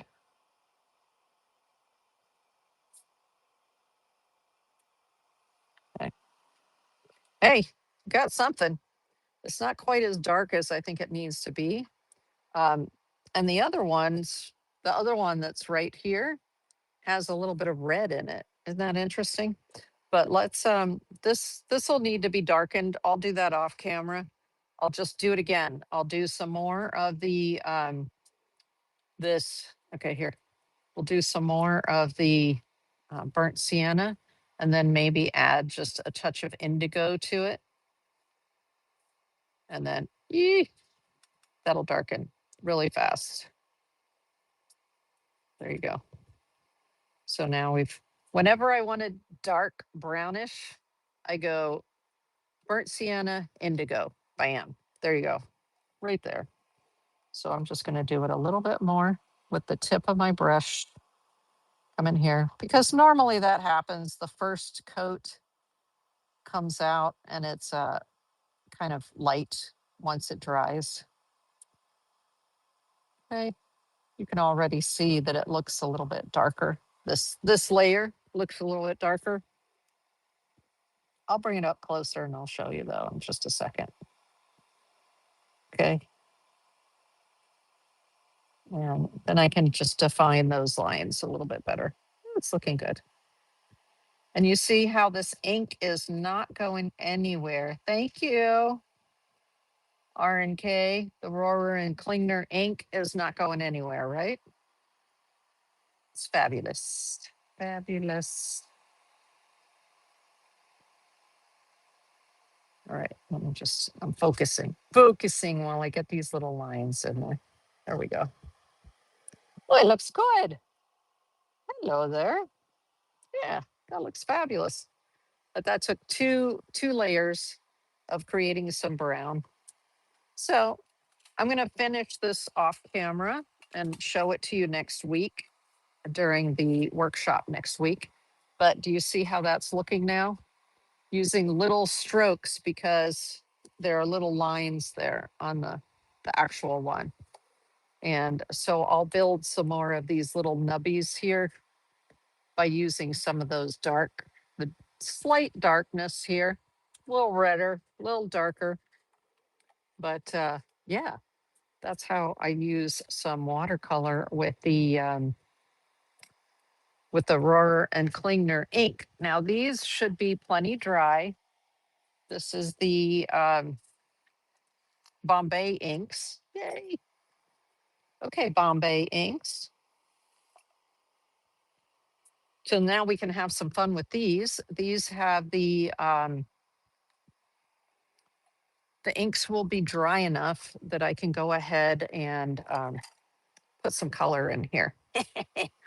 So we're going to do that again.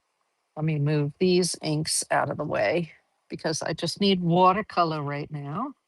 Hold on a second. I'm going to move my dip pens so that I can move my inks. I have to be careful because I have that one open ink, right? Ooh, actually, you know what I can do with the open ink? Let's do this. The open ink was the tangerine. Let me move this out of the way. So I can open my tangerine right here, and I can take my little one right here, and I can actually pour it right back into there, right? Yay. Okay, I will have to clean this, but that's the way it goes. No worries. At least that way, I don't have the possibility of spilling ink, right? Let's not spill ink. That goes there. Okay, my cups go there. My cup with my pens. All right, cool. Here we are. Let's get the, oh, we just have shells everywhere. They're everywhere. Okay, I'm just moving some of the ink out of the way to see if I can get this in here. Oop. And I'm not sure how much of that you can see. Let's start with it there. Okay, so this one, let's look at that shell. So it has this really cool like brown and sort of orangey, tanny brown color here. Hey there, Kimmercast. Welcome in, welcome in. I'm showing, I did these outlines using dip pens and Bombay inks, which are an India ink. This is the Bombay India inks, and they're permanent when they're dry. So you can paint over top of them with watercolors. Woohoo! Okay, so we already have this sort of darkety dark. So what I'm going to do is oftentimes I find it's helpful toward the bottom of the shell to add a little bit of that darkness in there to kind of give it a little bit of dimension, right? And then we actually want it really dark here for in this little teeny tiny spot that's supposed to be underneath there. Okay. And then thank you. Kimmercast said, nice. Okay, so now we're just taking a look at the shell itself. And I could do something totally wackadoodle, or I could sort of follow along with what's there for the shell. So let's grab some of this burnt sienna. We're using some watercolor today and a little bit of the golden Barok Red. Interesting. Okay, now we're getting a rusty color here. And what I want to do is I just want to put the inside of those little V's is actually clear, but there are sections where there's this sort of what looks like tiger skin, kind of. Okay, so we're just using the edge of the brush and just putting some, sort of following along with some lines, some squiggles and stuff here. But we want to leave the center of those little V's empty, empty, because you see here how they're white. You're inspiring me to explore watercolors in a new way. Yay! Awesome. I love that. Yeah. So I like to do my illustrations. What I showed earlier was using my dip pens to build the illustrations, because with this Bombay ink, you've got all different kind of, you have like 24 colors. But the last one we just did was using a typical fountain pen ink, but the fountain pen ink is permanent. So it's the um, Rohrer and Klingner fountain pen ink, but it's permanent when it's dry. So that's what I used on this, but also with a dip pen. And then throw in some watercolor in there. So let's do just a little bit more of this. See, I don't want to get any of this brown in between where those little V's are. I want to leave them white. And just do some fun marks in there. Okay. Hey, there we go. Nice. So let me go ahead and we're going to do some at the top here as well. A little bit at the top here. Don't have to get too crazy. We're just having fun and adding a little bit of color. And the nice thing is we have good lines from the ink. So we don't have to worry too much about it, losing our design, right? Okay, that's good enough for now. There's a little bit of yellow in there, but I'm gonna let this dry, the brown dry, and then we'll pop in some of that Indian yellow, okay? Now this one right here, maybe I wanna move to this one right here because it uses some of this orangey brown as well. Let's put a little bit more of the Barok Red in there, which is a little bit orangey. Nice. Okay, and this you can see it's sort of splotchy. So let's just get some splotches in here. Right, it's going to dry lighter, and we can just add more as we want to. So it really is just splotch, splotch, splotch. There we go. And we don't even have to follow Mother Nature, y'all. If you wanted to do a totally different design, I would say knock yourself out. I'm going to show you how I drop in the shadows, though, how I determine what my shadows are, and then drop those in as well. So, ooh, I like the speckled look that's on this one. This, what do they call it? A pelican's foot, I think. Okay. And then we'll put some around here. And a little bit of splotchiness right here. And I'm making some of it up just for the storyline. It doesn't have to be exact. There we go. Right. Yeah. There we go.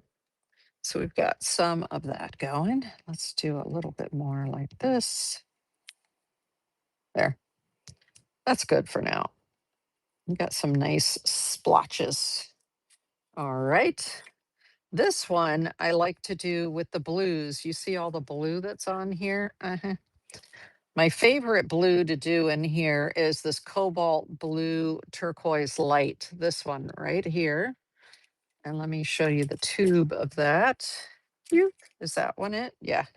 cobalt blue turquoise light. These are the Old Holland watercolors. They're expensive, but they are super pigmented, y'all. Super. So for the sand dollar, I usually like to use that cobalt blue turquoise light and start with it. Plenty of water around the edges here. Boop, like this, like that. Okay, cool. This is almost too dark right here. And then we bring it up and around, just on the edges, like that. And then I add more water to my brush, and then I pull the lighter version of it, right? I'm trying to soften that edge there, and then pull some of it up into these other areas. Ooh. So I get rid of this hard line, and I just soften it with water. And that way, this area up in here is softer, it's lighter, because you would imagine your sand dollar's actually higher right here in the middle. So you want that to be a little bit lighter in the middle. Okay. So now I'm just using water and I'm just dragging that edge so I get some of the turquoise up in there in that area that was white. And I'm softening the edge so it just looks like it naturally just blends right into that area and it keeps it light. There we go. Nice. So then it looks more like there's a gradual increase as you go out toward the outside. All right. Nice. Fabulous. Oh, that looks so good. I can't help it. All right. Then these little holes, if you look at it, you see how dark they are, right? They're dark. So what I like to do is I like to take my French ultramarine blue, which is not quite as dark as indigo, but the French ultramarine blue is kind of dark. So let's do the French ultramarine. And if I want to, I can just grab a little bit of indigo. There you go. And then I don't usually put it in the entire hole, because otherwise it makes the entire hole look flat. You want things to look dimensional. So I put it in part of it like this and leave some of it white. And then that way it just looks like it gives it more dimension that way.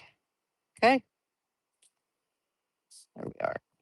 So I just take the top part that's closest to the center and make it darkest there near the center. And then sort of bring it down, but I don't fill the whole thing in. All right, cool.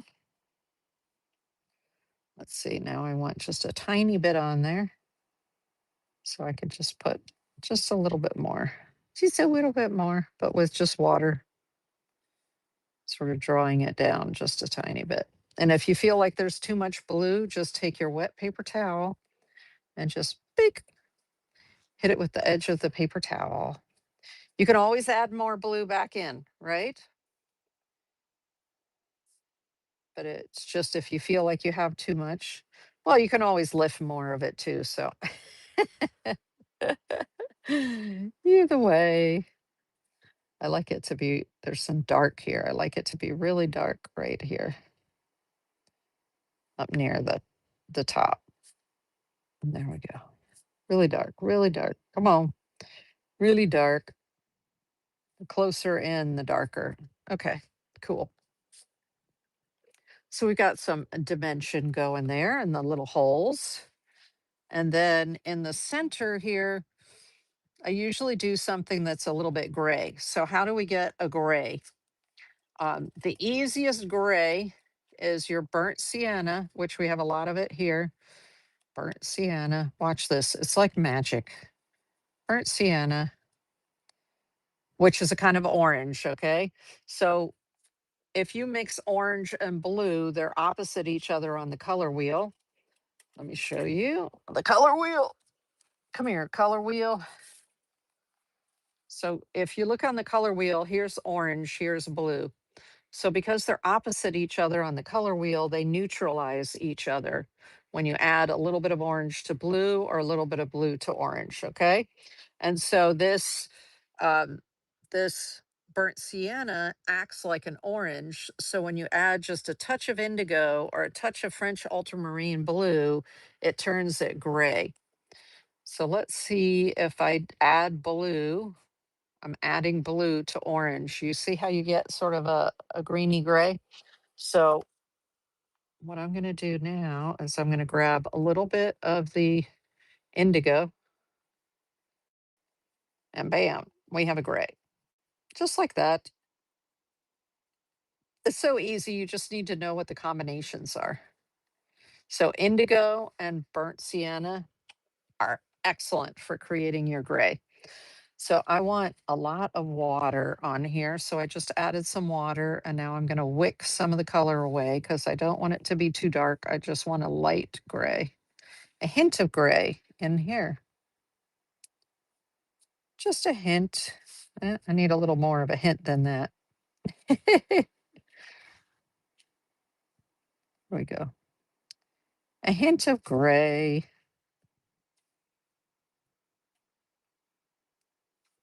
Like that. And then just a hint of gray in the center here. Just a little bit. And if it's too much, Addison Adventures, welcome in. Then all you have to do is take your paper towel. Let's say I feel like it's too much in the center. I'll just take an edge of the paper towel and just lift a little bit of it there so that the very center is a little lighter than these other edges, right? Because it's going to be the highest in the center, isn't it? So I'm just lifting some of it up from the center area because that's where it's going to be the highest. Okay. That looks okay there. I'm looking at the edge right here. I'm like, wait a minute, that's a lot of edge right there. Hey, Critter Chops, welcome in. Welcome in. I'm showing how I showed how to use these are what are they called? Um, these outlines are made with Bombay inks. And then we go ahead and we're using watercolor to accent. Yeah, because I love my Bombay inks because the Bombay inks come in, I think it's 24 different colors. Yay. Okay, so that's that one. I feel like the very center of here needs a little bit more of this turquoise. So let's just lift up a tiny bit of turquoise and just stick a little bit there in the middle, just for something, something, something. I don't want too much, just a little hint of the turquoise. There we go, in the center. Duh, I love it. I love that. And then here, well, let's go back to this one because that was the first one that we did. And I wanted to add in a little bit of the Indian yellow in here. Now, if you run out,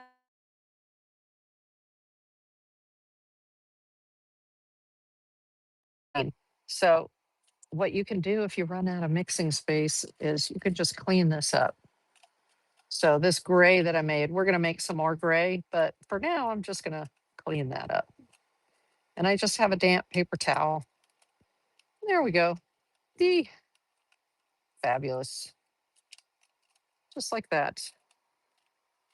Now I've got I could have another cup. I actually have other cups around here, but we'll use one of the other cups to mix another gray so you can see how I do the gray again. And I was saying earlier, Critter Chops, I've got sand on here because my shells are actually, this is one that I picked up in the Bahamas, and there's still sand in them, right? So I'm like, what the heck is that grit on there? Ah! Okay. So I like where this is going, but I want to give it a little bit more zhuzh. So I've got some yellow here, but I don't like the yellow by itself. So let's add a little bit of the Barok, golden Barok. Okay, that's looking good. And I don't want to get it in those white areas, right? So I'm doing something lighter up here, and then I'll do something a little bit darker as we move down. So I'm trying to keep this area somewhat bright so that the light is on the top here. I'm trying to keep white areas where those little V's are. And then we're going to make it slightly darker to go down. So again, golden Barok Red in with that yellow. We don't want it to compete with the brown that's there. So let's turn it a little bit more yellow with the Indian yellow. Yeah, there we go. Tiny bit more of the golden Barok and lots of water. There we go. Wick off some of the water. And then we'll just come in here. Like I said, I'm trying not to put any color in those little V's. I want the V's to stay white, right? That's the way they were on the original shell. Okay. Nice. So that's to sort of bring it together. Gives it a little bit more dimension when you have lighter on top, a little bit darker toward the bottom. Nice. Okay. So I think we're good for that shell. We're good for this one. I feel like this one needs some more zhuzhing up down here at the bottom.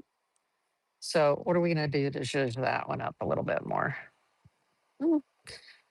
Maybe this brush may be a little bit too big for the next thing that I want to do. I want to put some lines on there. That'd be kind of fun, right? So this is the size 2 Princeton Velvet Touch. Let's see.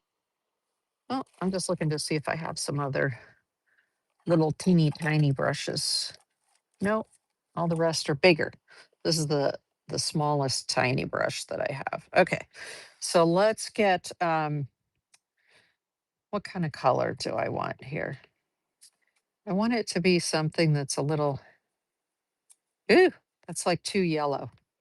Too yellow. That was adding the Indian yellow to whatever I had there. Okay, let's add a little bit of ooh, the deep red. Okay, red deep. Let's see what we get. Yee, little too much. Too much. Okay, okay. I'm just adding a lot more water to see what happens. How about adding a little bit of rose? Right, this is what I do a lot of times. I just sit here and I mix colors and I see, hey there, Melinda Blue, welcome in, welcome in. I'm doing a lesson. Hey, what happened to my phone? I'm supposed to be in YouTube here so I can see what I'm doing. There I am. So to me, this red is going to be a little too jarring to go with this. So how do I neutralize a red? Well, if I look at the color wheel again here, so I actually have a red orange right now. So see where it says blue green will neutralize the red orange, right? And there's if I put blue with the red orange. But blue green and red orange will neutralize each other. So I don't need very much of the blue green. I just need a little tiny bit in order to neutralize the brightness of this red orange. So I'm going to grab a little bit of this turquoise, which is a blue green, and I'm going to bring it in over here. Okay, now that's neutralizing it a little bit. Better. What if I neutralize it a little bit more? Ah, I'll just neutralize a section of it right here. That's a little too dark, like too dark brown, too mousy, too mousy. Okay, so we'll put the two together and I should be perfect. That looks good. All right. That's what I do half the time is I'm just sitting here doing my color mixing. Okay, so when I look at the shell, besides having the lines that come down this way, there are lines that sort of wavy wave. They do this. They sort of wavy wave along here. And so that's why I chose to get a small brush is so I can make little itty bitty waves here. And they don't have to mirror each other. It's okay if they sort of go differently. Nice. I like that. I like that effect. Okay, let's see. Yeah, there's a whole bunch of waves that just sort of come down along here. There and in here. Just adding that little bit of extra zhuzh, extra interest. Do that, do that. Okay, so even these go out long, they have like little marks on them. I'll bring it up close to you in just a second so you can see. Yeah, these are really cool. Nice to be able to just use a tiny little brush and get some of these details in there. That's good. That's good. And then underneath here, we've got one or two lines. Okay, coolio. Where else do I want to put them? I think I'll bring it up just a little bit more. I'm grabbing a little bit more water because the brush is getting dried out. So I'm just using the tip of this little, hey, Mark V, welcome in, welcome in. I'm showing how to use, in this case, dip pens with the Bombay India inks, which come in all kinds of different colors, 24 different colors. And then they dry pretty fast. So we do the outlines with the Bombay inks and then they're permanent. So then we can come in with the watercolors like this and do watercolors on top for sort of an illustrative look, right? Okay, cool. Cool, cool, cool. I don't think I want to go do any more than that. I am going to do a little bit of darkness here, just some shadows, little tiny shadows right in here, just to show that these sort of stick up. And this one sort of sticks up. So I'm just throwing in a little bit of shadow there. Let's see what else is in shadow. Some of this area down here is sort of in shadow. So I'm putting the darker color in there. Right.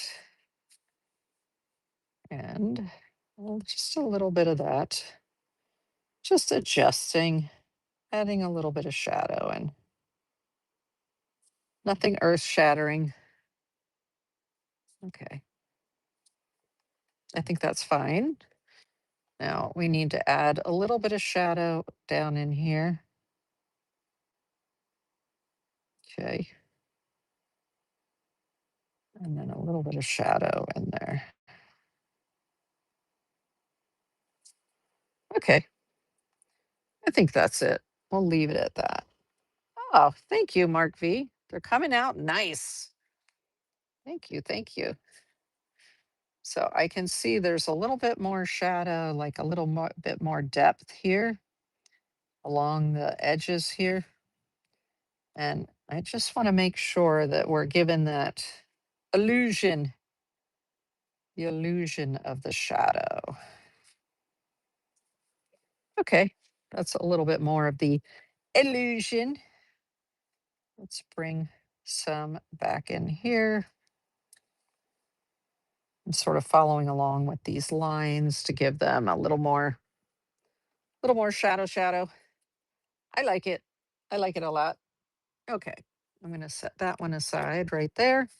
So I was using, what you would call a still life, right? I was using the actual shells that I have in order to do the drawings, and then just not do an exact replica, but sort of follow along to do the some of the color, right? So, and what I'm using for watercolors, oops, if you weren't here earlier, I'm using the Old Holland watercolors. And I took these and I filled up. I bought this travel kit with an empty set of these half pans. And then I squeezed these tubes into the half pans to fill them up to create my own palette. Yeah, love the palette.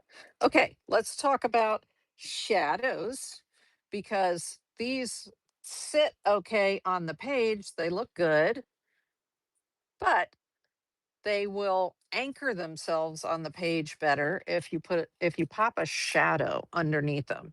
So let me show you these that I had done earlier. Not earlier tonight, but earlier like yesterday. And you see the shadow that's right underneath here and a shadow here. You have to decide which direction is the light coming from and then drop a shadow in. So for instance, the shadow here means the light source is coming from over here. Okay. And so let's look at what we have here so that we can do some shadows, but I'm going to show you in this separate little bowl here how to mix the shadows. Yee. Come on, bowl. There we go. So I talked about it earlier. I need a bigger brush than this one. So we're going to go back to the number 4. This was a number 2. So here's the number 4. And to get the gray, what do? We go burnt sienna. Boop, put a bunch of burnt sienna in there. And then we grab indigo. So burnt sienna, indigo. Bam, you got gray. How crazy is that? It's just knowing which colors to mix in order to get your darks, right? Yay. So you can have a strong light source on your shells and then look at the way that the shadow is falling. Or you can make a decision for yourself which direction you want the shadows to come in. So let's move this out of the way for the moment because we have our gray. Yay. Um, I'm thinking I want the shadows to go this way. Okay. The light coming from over here and going that direction. All right. So let me go back into the gray. Hello, gray. So the gray was burnt sienna and indigo. So perfect combination. That doesn't always give you this like quickie, beautiful gray. Um, but with these Old Holland paints, it works perfectly. That combination. So if the light source is coming from over here, then I want to come in here. Ooh, it's almost too gray. But I'll resolve that in just a minute here. There we go. And if it's too much, you just use your cloth and you pick some of it up. If it seems to be a little too dark. The thing is, though, it's going to dry. It's going to dry lighter. So it's probably fine. Fine. Let me grab another paper towel here because that one is all wet. All wet. Okay, here we go. Another one. So see how easy it is to drop a shadow in? Oh my gosh. Burnt sienna, indigo, bam, done. And then you just drop it. Drop it. So I just added a little bit more water because I want it to be a little lighter. So if the light source is coming from over here, then this shadow is going to start over here and it's going to be the heaviest over here, right? I'll sort of bring it around this way like this.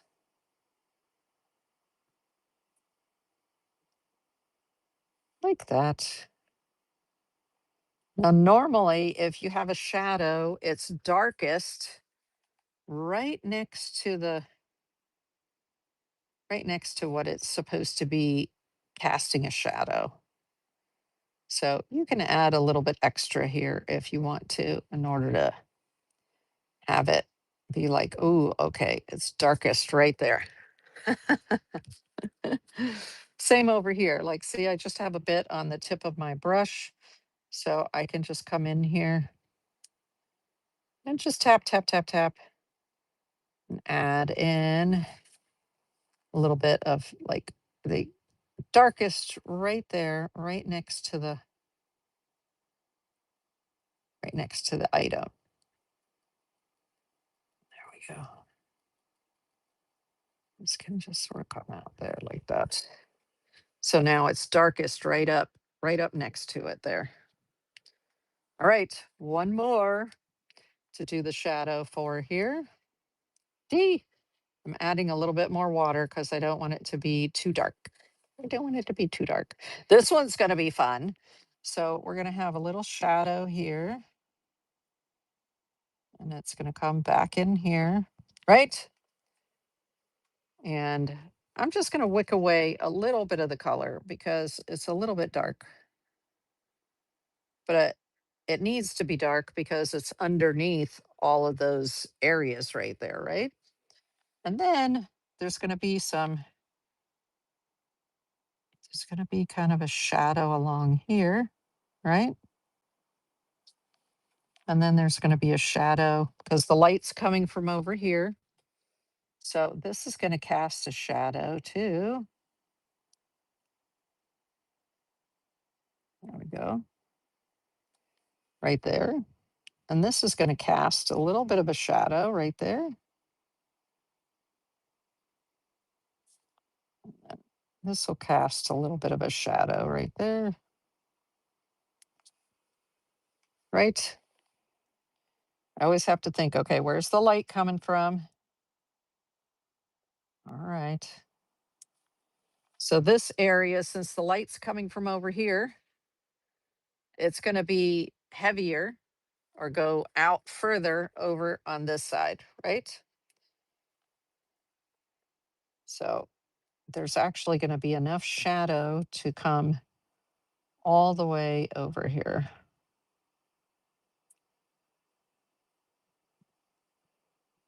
Like that.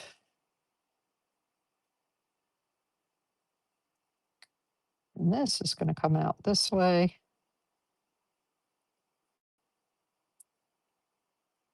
Like that, right?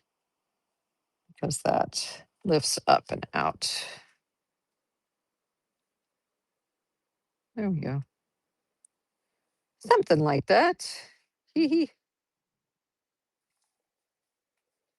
So now we've got a nice shadow going on there. Let me add a little bit more darkness in here. Right next to it, right?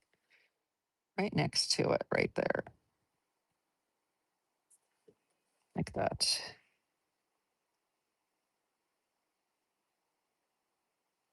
Like that. Nice. Okay, how does it look in the light? I mean, in the camera. Ah, I hope it did. I hope I did the shadows justice there. Now, another thing is I can go with a little bit of water so that it's lighter shadow. Yee, wick some of that away. And I can actually come in like underneath here because that was way under, right? So there should be a little bit of shadow way underneath there, as well as there should be some extra shadowing in here. and these parts back here. So I'm just adding like the tiniest bit of that. And there we go. Just a little bit, just a few details in here, just in order to play along, but a little bit lighter, right? A little bit lighter than the shadow that's actually down there. Okay, cool. Cool, cool, cool. So I'm just dropping in a little more shadowing up in here. Hee hee, because I can.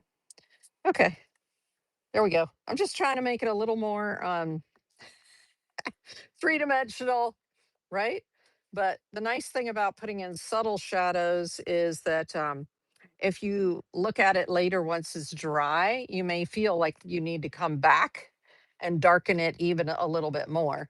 And then it's easy, right? I mixed plenty of the gray right here. Actually, the fun thing is right now, if you look closely at the gray, the burnt sienna and the indigo blue are starting to separate right in the little jar right there, or the little pot. But that's okay. On the page, they look beautifully gray, right? Those two together. Okay, I like it. I like where that's going. Let's do this. Let's take a mat. Let me see if I have room here where I can put a mat on it. So this is the 11 by 14 mat, but it's made for a 9 by 12, what I call a skinny mat. So often when I'm drawing, when I'm getting ready to draw, I look at, okay, where's the mat going to go so I can make decisions and make it sort of fit within the mat. Now, I don't know with this one if it would fit in a standard mat or not. Let me see where the standard. This is a standard 11 by 14. Actually, it'll fit in a standard, won't it? Yay. But because of the shadow, you have to move it over just a little bit. Yay, look at that. It fits in a standard 11 by 14 mat. Oh, it looks good. I like it. I usually will determine which mat goes on it before I sign it, because wouldn't you know, I've signed them before, and then standard is great. Yeah, thank you, Mark V.